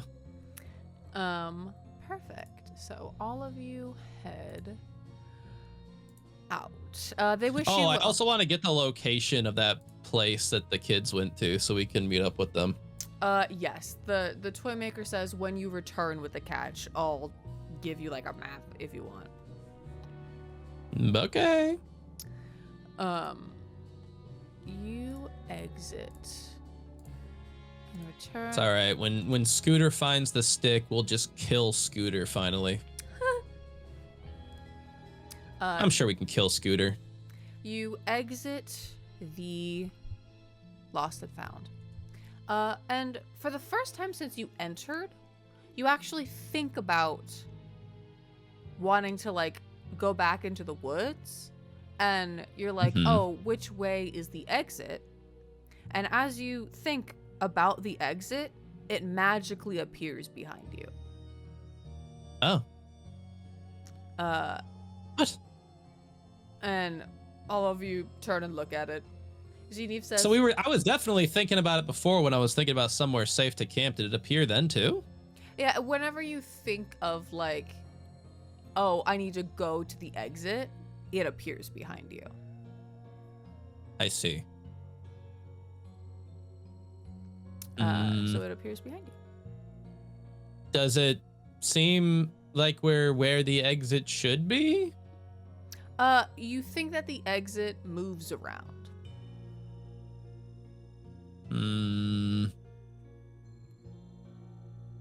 I want to go to the front of the park. Okay. And go out that exit. I don't trust this. Okay. You walk to the front where the exit was, and it is just fence, and then you think like the exit, and then it appears. So were we near a fence before? No. It just kind of appears. What does that look? I'm perplexed. What does that look like? Just like everything kind of fades, and it's like a gate with mist. So when I think about the exit, everything around me becomes misty and I just see the exit? Yeah, like in front of you. And then when I stop thinking about it, it goes away and I'm back where I was? Yeah. Huh? It's a weird carnival, man. The exit appears wherever you are. Wherever you need it to be. Locke, I want to go back in and give Locke I don't trust this at all. Okay. What the fuck? All right, you go back into Lost and Found. He says, oh, you're back already? Locke, what the fuck is the deal with the exit? Oh, you never tried to leave before. Back into the woods. Well, yeah. What the fuck? It just, like, everything else blinks out of existence and it just pops up? Yeah. It's supposed to make you feel like, oh, I can leave wherever I am, but then you get lost in the woods, or you return to the woods and it's horrible out there, and you're like, oh, time to go back to the carnival. It's supposed to be like, it's easy to leave, but it's horrible out there, so, you know? God, this place is so stupid. I didn't build it. All right. Should I, like, am I gonna get fucking, am I gonna, like, be walking into, like, Heckna's mouth or something if I walk through those, like, is there a trick to this, or does it actually let me out? You see, he laughs, and he says it's good to be skeptical, but as far as I know, it's safe. The only Heckna's mouth you'll be walking into is in the funhouse. All right, but if I get Heckna tongue on my boots, it's your ass. He shrugs. I think about the exit while I'm in his shop. You look out the window and you see the gate. Do you see it? Like, do you see it too, or is it just me what sees it? He says, well, I'm not thinking about the exit, so I don't see it. Okay, think about the exit real quick. You thinking about it? Mm-hmm. So is it appearing right there for you too? Yeah. Right out there. What the fuck? How does this? I want to know how this fucking works. This is so perplexing. You see Ambrose puts a hand on your shoulder and he says, it's magic. It's best probably not to think about it too much. I get that, but I don't understand how it can be in multiple places at once. You see Neve is like kind of pushing you out the door, and she's like, let's go. How is no one else curious about this? I've got to run some tests. You see Ambrose says, believe me, I am quite curious about this, but what am I going to do? What tests could I possibly run currently? All right, whatever. Magic. This is stupid. Oh, it's magic. I don't think I've ever heard of magic doing this, but whatever. I've also never heard of a magic carnival, Elstane. Is this all not new for you as well? I'm just shocked that you all are so willing to accept this. Whatever, let's go outside. I'm not really willing to accept it. I'm just saying, like, come on, heal, boy, come on. You exit into the forest. Yeah, and it's exactly where you came in that very first day. You see a path leading sort of around the entirety of it, and you know that you're supposed to head east to go to Gertrude's Grove. Do we know which direction is east? No, I guess it's just left. Or I'm sorry, right. Just like right when you walk out of the gates. Oh, well, no, it would be left. If we're walking out of the gates, if it's based on the map that you're showing me. Are you showing the chat the map? I don't know if you're showing the chat the map. Are you showing the chat the map? You are showing the chat the map. If you're walking out of the gates, I think it would be to the left, okay. No? It doesn't matter. It's out there somewhere. You'll find it. Sure. We head that direction. Fantastic. You walk out there. The forest is exactly how you remember it. It is dark and scary, and chill. It is a chill permeates the air as you step beyond the carnival's perimeter.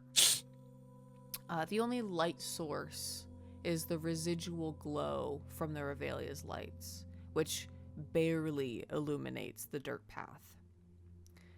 So I get the feeling we're on another plane right now, probably, right? Do I get any idea of like what plane we might be on? You think that, based on what you've been told, this is a demi-plane that Heckna created. Mm-hmm. So it's okay. So it's not like anywhere. Okay. No, it's like you see that following the path leads you into a clearing. The tall trees form a circle around a patch of undergrowth. And in the center is a twisted, wide-trunked tree that is different and unlike the conifers that mark the forest. You see strings of fairy lights are wound into the tree branches. And you see, as you approach, you see Gertrude exit the tree and like sniffing the air. And you see she says, "Treaties for a sweetie? Have you brought me more candy, my friends?"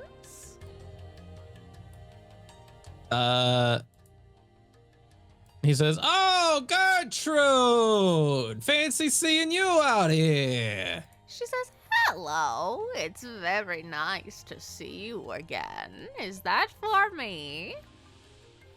He has not pulled the candy out yet. It is fully in his bag. She can smell it. It doesn't matter where it is. What? Even in the bag? Mm-hmm. But it's in a pocket dimension. Well, she's a ghost. She can smell my pocket dimension? Yep. Gertrude, quit sniffing my pockets. That's weird. Gertrude, I don't know you like that. He says, yeah, listen, I was actually stopping by. I seem to have misplaced something of mine, and a friend of mine said that you might have seen it. Oh, what is it? Perhaps old Gertrude sees lots of things, you know. Can I like look over her tree? Because they said that the toy maker said that it would be like embedded in her tree, right? Yeah. As you approach and get into the clearing, you see deeply embedded in the tree is the large, you see chrome-plated half circle of moonstone. You see its shiny coating has been chipped off, and it reveals like a scratched stone underneath it. Mm-hmm. And you see that patching some of the chips are colorful stickers and ribbons. Like she has tried to like make it pretty. Mm-hmm. He says, "Oh, there it is. It's an old family heirloom." She says, but that's mine. He says, "It's yours. Did you like find it here? Like it's been missing for a decent chunk of time." Yes, I found it. It's in my tree. Well, yeah, a friend, a long time ago, my great-great-grandpappy, he lost it, and I've been looking for it, and the whole family's been looking for it for generations, and so I finally managed to track it down. It's been missing for a really long time, Gertrude. You see, she says, and why should I hand it over, sweetness? Have you brought me any treats? I did bring you treats. I figured, listen, if I'm gonna ask Gertrude to do me a solid, maybe I'll do Gertrude a solid and we'll scratch each other's backs, right? Give me a persuasion check with advantage. Okay. Good thing we had advantage. 15. You see that she goes, all right, fine. Hand over my treats. Says, sure. And he fishes them out. She snatches them from you, and she goes, it's all yours. Oh my god. And you see her open the bag and swallow all of the candy. Oh my god, she like unhinges her jaw. Yeah. It's really scary to watch, actually. He says, I don't want to like damage your tree here. Do you have like any like method by which we could get this out without hurting your tree? You see, she says, it's an old tree. I'm sure it can withstand some force. It's all right. I pull on it. Okay. Give me an athletics check. All right. Okay. Okay. I'm gonna use the big die for this. Ooh. Can I get the help action from someone? Yeah, who has the most strength? No. Kaz comes over and helps you pull on it. Oh, yeah, I have the most strength, but Yeah. then he's second strongest. Ooh, good thing we got the help action. Nice. That's much better. 16. That's exactly what you needed. You tug on it a few times. You kind of try to move some of the branches out of the way. You pull some of the stickers off. And after a few tugs, it pulls free of the tree. Says, perfect! And he tucks into the bag. He's like, you have no idea what a big help you've been, Gertrude. She says, she's like busy chewing her candy. She goes, what? Oh, you're welcome. You're always welcome here, sweetie, as long as you bring more snacks. Says, say, you seen a kid around here? What kind of kid? What kind of kid? I couldn't miss him. He's fuck, I can't remember what color Peach's hair was. It's like a sandy blonde. What is Peach's? I can't remember. I'm realizing now I don't remember Peach's race either. He's a human boy. That's right. Yeah, that's right. He's small for his age. He's a human boy. That's right. Okay. Sorry, I have so many notes at this point. It's getting difficult to keep track. Yeah. Says, little human boy. He's wheelchair bound. He's got some bright hair. You couldn't miss him. You see that she goes, no, I've never seen a boy like that before. Interesting. Give me an insight check. If this ends up being a fucking situation with Hansel and Gretel.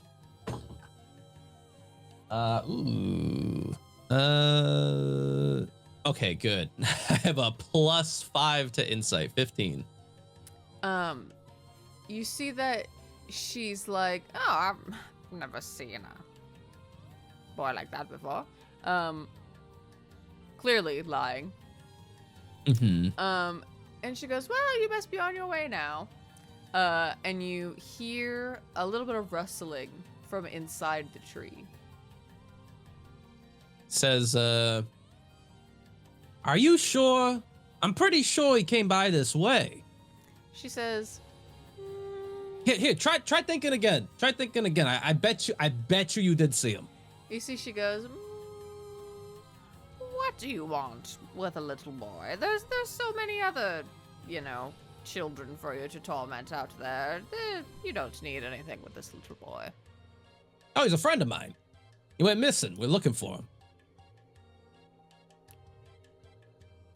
See, he's in a little bit of trouble right now, and we're trying to get him out of that trouble. I don't know if I believe you about that. Don't believe me. She pulls a brownie out of somewhere. Well, Gertrude, if you did have a lead on where to find my friend, I would owe you. And I'm good for it. I could bring you more treats. I mean, think about it. You got treats right now, and you could have future treats too. You see that she you claps could have her hands. more treats to look forward to. She claps her hands, and the illusion that covers the tree disappears. You see an opening in the tree, like a little door. You see she floats over to it and opens it. And she says, you have some visitors? And you hear, what? And rolling out of the tree, looking a little worse for wear. He's got some dirt smudged on his cheeks. His hair's all messed up. He looks really tired. But he's whole, he's healthy. He doesn't seem like he's broken anything yet. Peaches rolls out of the tree. He says, do I know you? Says, yeah, I got a delivery for you. And I let Harry out. Harry jumps out and scurries over to him. And he goes, Harry!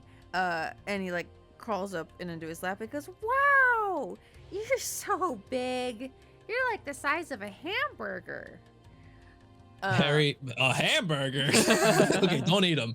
I like that Harry is the force that ties us all together. You see that Harry is, like, really excitedly squeaking at him. And he goes, wow! Are you Ailstain? Says, yeah, in the flesh. Yeah, Boot told me For about you. Well, and Haggis and Feather. It's nice to meet you. Yeah, we found Haggis and Boot. Oh, good. And I came looking for you. This place is really scary. I know, kid. It's scary. I know. How old is Peaches? Peaches is like 10. Oh boy. He says, I know, kid. But hey, you only gotta tolerate it for so much longer. We're getting out of here. Oh, good. I don't like this place. There aren't any ramps here for me to roll down. Yeah, I've been noticing that. This whole fucking place is supposed to be so fun, and yet they are not ADA compliant. Yeah, there's a lot of stairs. But that's okay. Because Gertrude's been really nice to me. She's been giving me a lot of this candy. You see that he smiles, and his teeth are like so... He's been eating nothing but candy since he arrived here.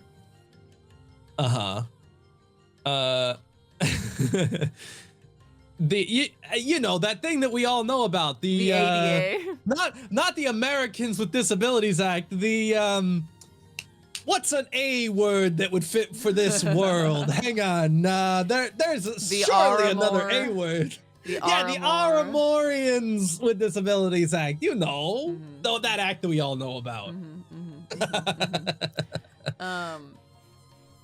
And you see, he goes, yeah, I know what that is. Yeah. Sorry, I was forgetting what it stood for, but I don't know what in America is. Anyway. You see that he rolls closer to you and he says, do you actually have any food that's not candy? Because, and you see he kind of sheepishly looks at Gertrude and he goes, well, my tummy kind of hurts. And, Gertrude's been really nice, but she only has candy. I think Ailstain's got like fucking blood hunter style, like really dried out, preserved, like it's like jerky and like meal rations that are like he's basically got like MREs in his bag, and he's like, well, it's not pleasant, but it's better for you. Well, maybe I'll stick with the candy then. I don't know. And you see, here. You see, Neve says, "She wants some jerky. We'll find you some nuts or something to have. Okay, yeah, eat the jerky. It's all right. It's just protein. It'll give you some quick energy." He says, "Am I gonna go with you now, or should I stay here with Gertrude?"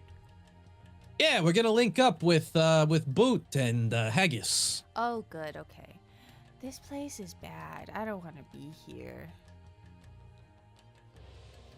He says, I agree, kid. I agree. We're getting out of here. Don't you worry. Okay, bye, Gertrude. And she goes, oh, you're leaving? Okay, well, you take care of that boy and bring me more sweets later. You owe me them, all right? Says, I know, Gertrude. I will. Don't you worry. Hey, what's your favorite treat? The ones from the Candy's Candy Emporium. She knows. Just go in and tell her you're picking up my candy. She'll give it to you. Okay. Well, like, yeah. I mean, like, what if I like find like free treats elsewhere? No. Okay. Perfect. So you depart Gertrude's Grove, successfully having retrieved Peaches and the catch. Do you immediately return to the Lost and Found, or where would you go?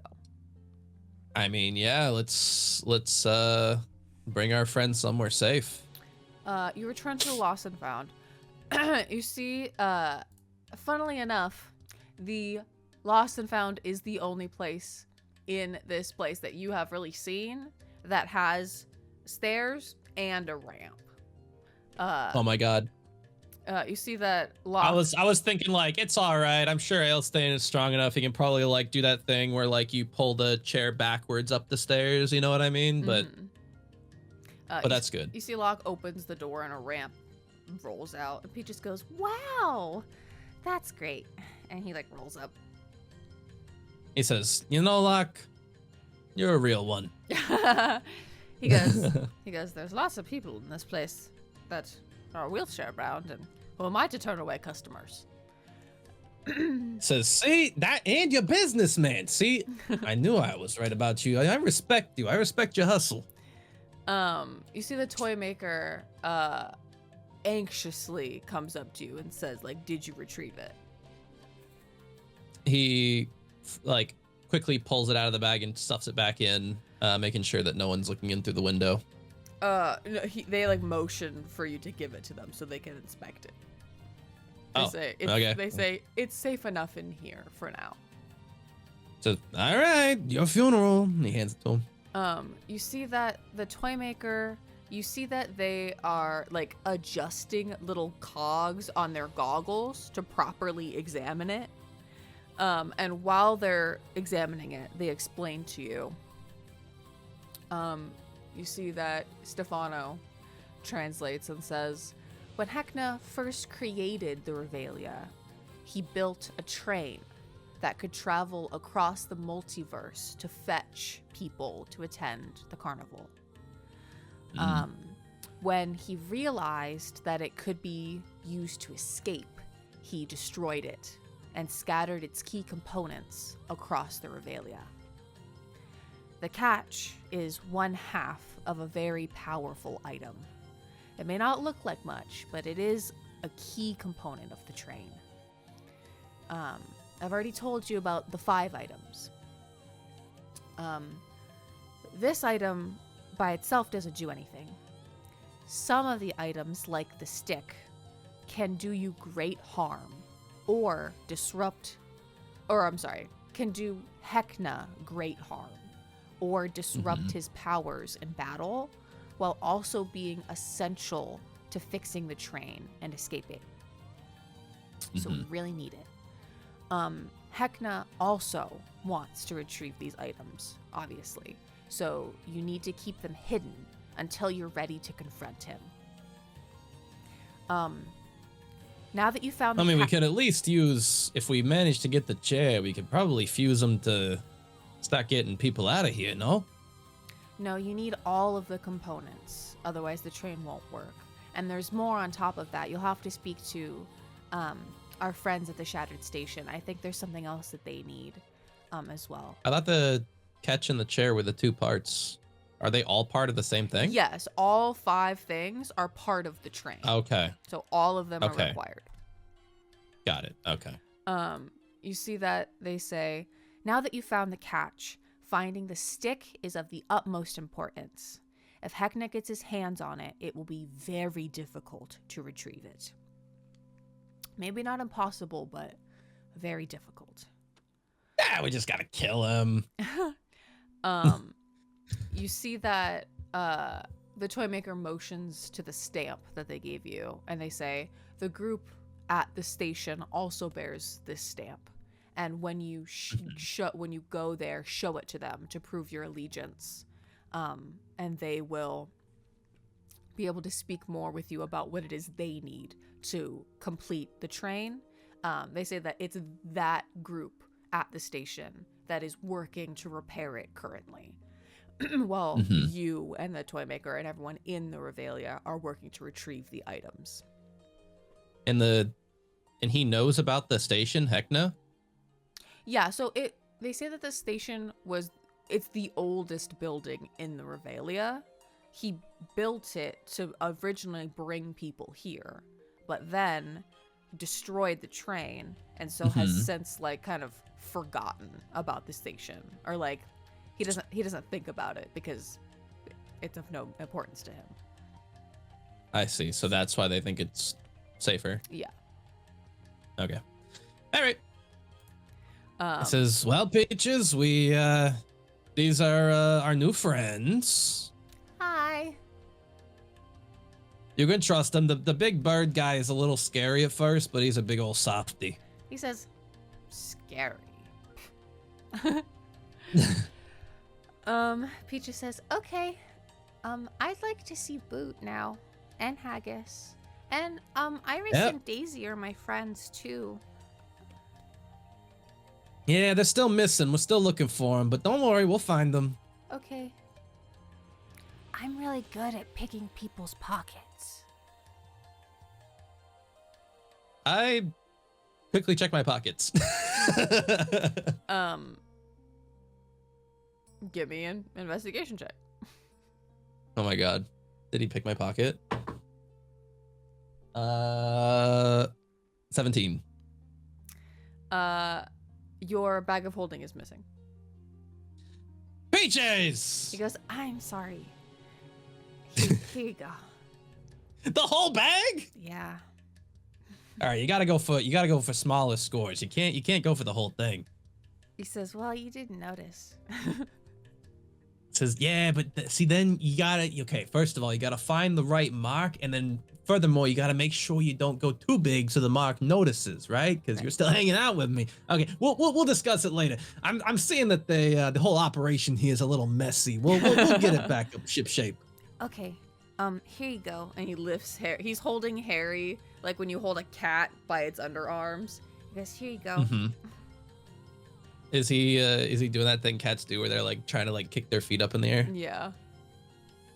I think he grabs Harry the same way and then he shakes him back and forth so his big tummy waves back and forth. Yeah. Peaches is like, he's fat. And then he lets him crawl back into his cowl.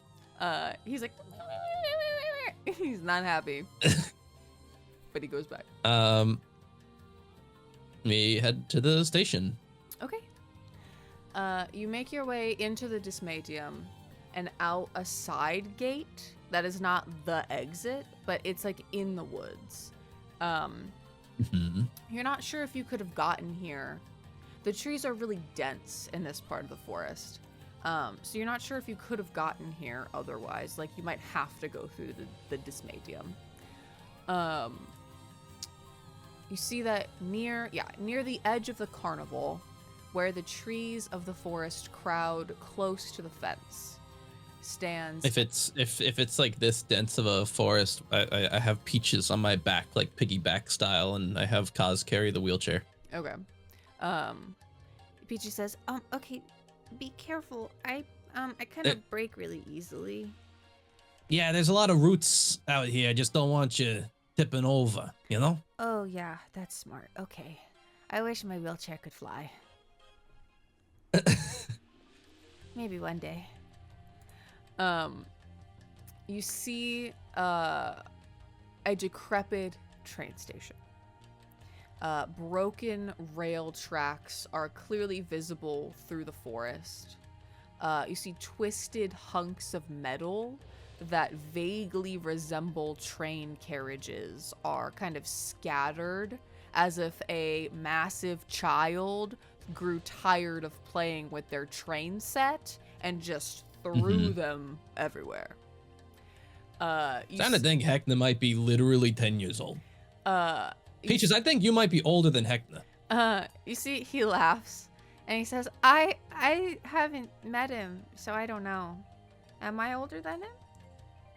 He kind of behaves like a little baby. Oh, I'm not a little baby. I'm 10. Yeah, I know. That's what I'm saying. I think you're more mature than him. Okay. Maybe. Sorry, you guys have been having to deal with a little baby this whole time.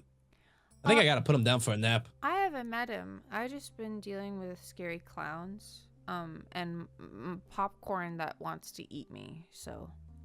Popcorn. Oh, don't eat the Have popcorn. we encountered popcorn that wants to eat us? They all shake their head. And he goes, don't eat the popcorn. It's not popcorn. It's bugs. I had a feeling that we didn't want to eat any food here. It's bugs, and it wants to eat you. And then also I saw a dead guy, and the popcorn went inside him and he was moving around, but it wasn't him. It was the popcorn on the inside.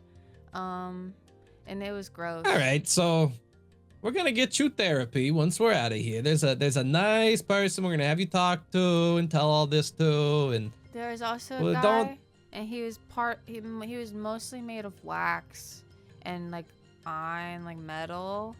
And he is scary. All right, don't think about it too much. That's okay. Okay. Just think about how excited you are to see Haggis and Boot, huh? Gertrude gave me a lot of chocolate, and now my tummy hurts. All right, well, if you vomit, just kind of like do it off to the side. Just don't vomit on me. Okay. This poor human child. You see the station is a long brick building, and it appears to be like abandoned and rotten. However, as you approach, you see tiny glimmers of light flickering from behind the boarded up doors. And let me switch you to that view.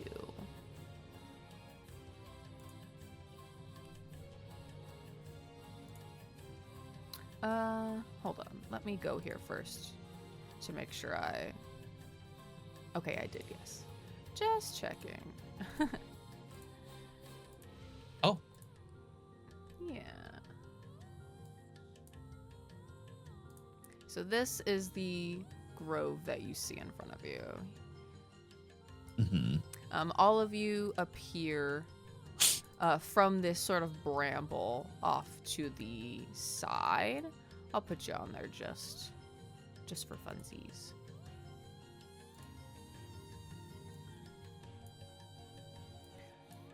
Oh my God, I'm huge. Yeah, I'm 15 feet tall. Peaches, you can sit in the palm of my hand. Oh God. Oh, there's too many Ambroses. Oh, Ambrose, there's two of you. I'm seeing double. The squares are really small.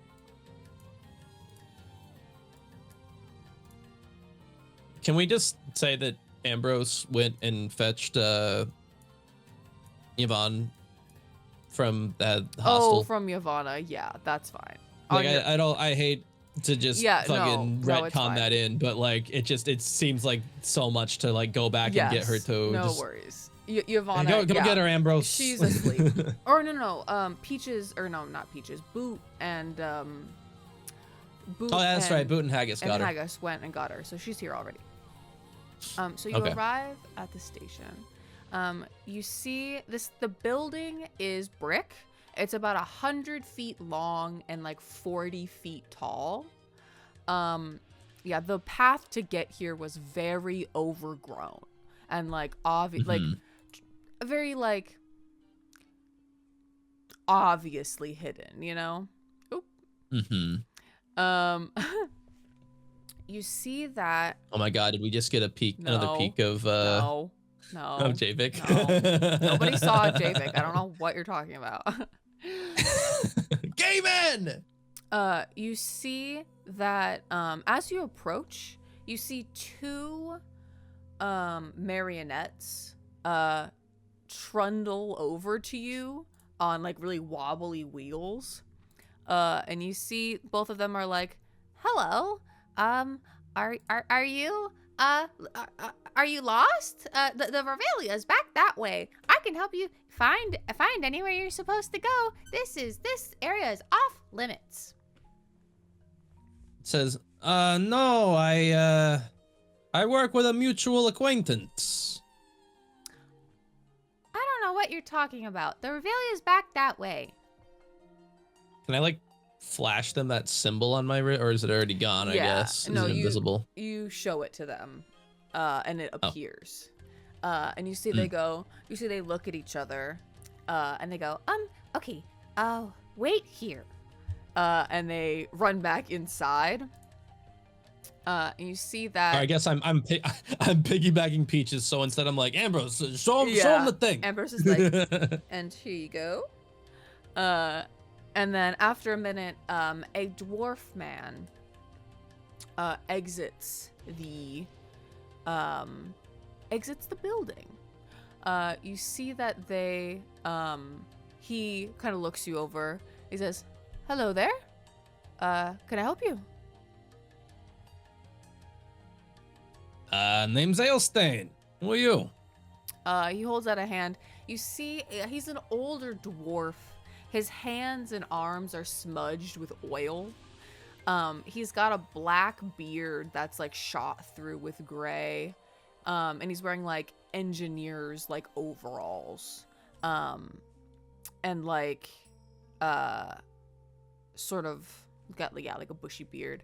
He nods to you and he says, I'm Watt. Nice to meet you. I see you're a mutual friend of the toy makers. Mm-hmm. Like electricity, like a watt of electricity?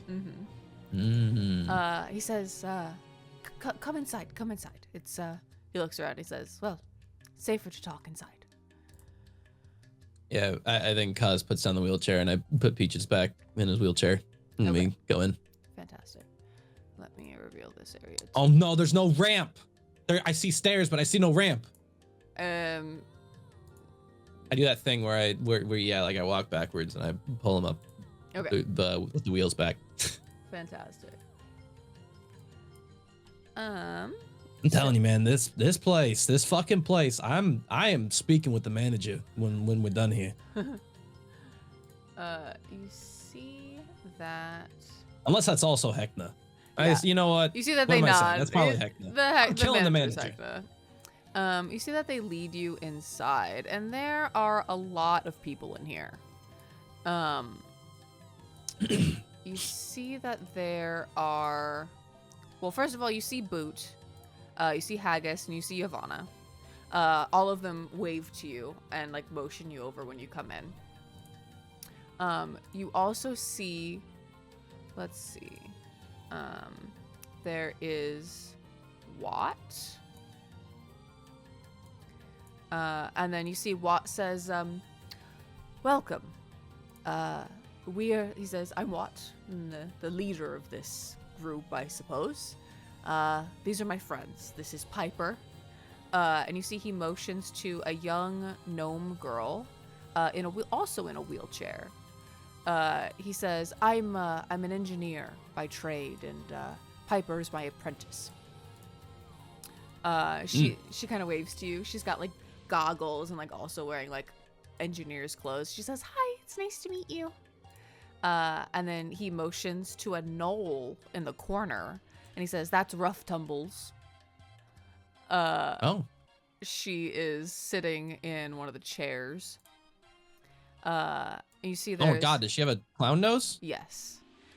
You also see an elf woman sitting in a chair. And they say, that's Giggles O'Lear. She also has a clown nose. And finally... And are we gonna cure them? In one of the beds, a clown nose and quite ill is another gnome man. And they say, and that's DC. DC? Yeah. Like Washington, DC? No, like DEECEE.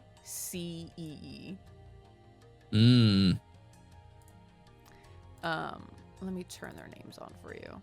And you see he says, and well, he says, and they call us the Choo Choo Cadre.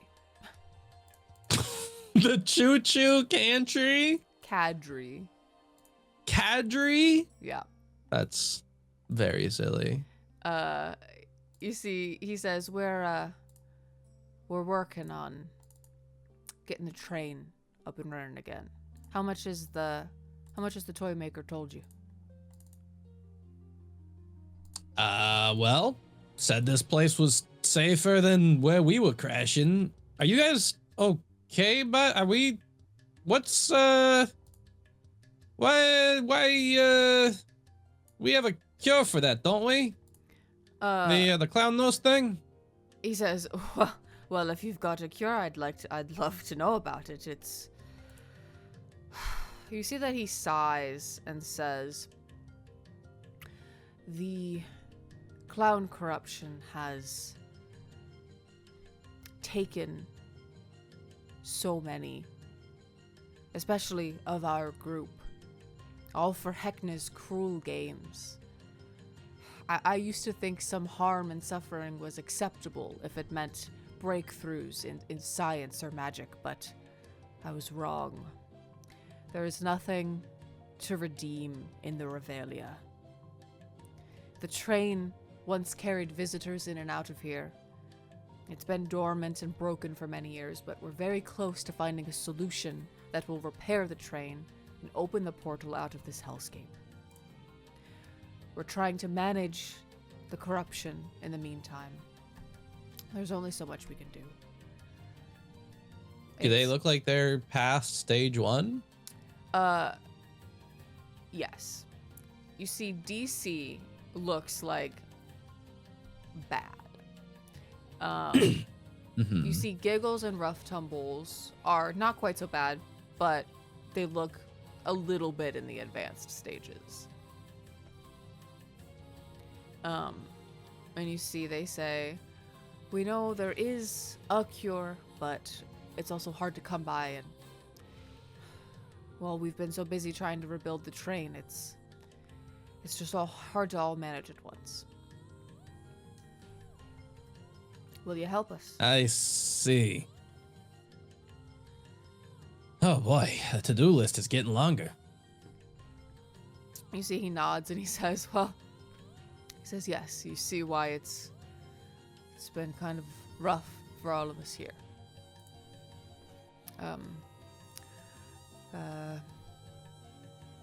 I'd say prioritize the cure if you can. I have a feeling that I'm gonna get us what we need to get out of here in the first place. You see Giggles, the elf. She says, my corruption is advanced, but I don't think it's at the point yet where it can't be cured, so we're still holding out hope. Rough Tumbles is a little less farther along than I, so that should be all right, but DC, he and you see that he has been kind of like asleep. He rolls over and he says, listen, I've not got much longer. I know that. I thought I'd hold out, but I can feel its tendrils behind my eyes. Oh, it's too late for me now. I know that. But Can I run like a medicine check on him based on like everything that I know to see if because I've never seen someone in late stages, right? Mm-hmm. So maybe with his knowledge of mutation, he might think of something. Give me a medicine check. Okay. Can I add proficiency since the this kind of relates to the alchemist supplies? Sure. Okay.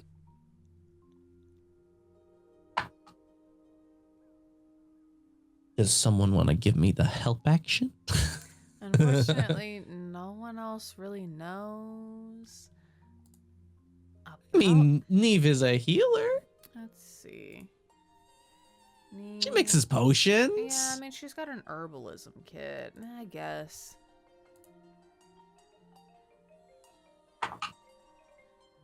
That did actually quite a bit. 30-20. You look over him and you remember what you read from Stella's notes. It doesn't look good. Unless there are some quick advancements from Stella, you don't think he's gonna make it. You're not sure how much longer he has left, but you're not You don't think he's got long? Maybe like any kind of like potions the blood hunters would mix to like kind of strengthen your resolve against the mutations, perhaps? I think that if you want to discuss that more with Stella, that is something that you can do. But for now, I think we're going to leave it here.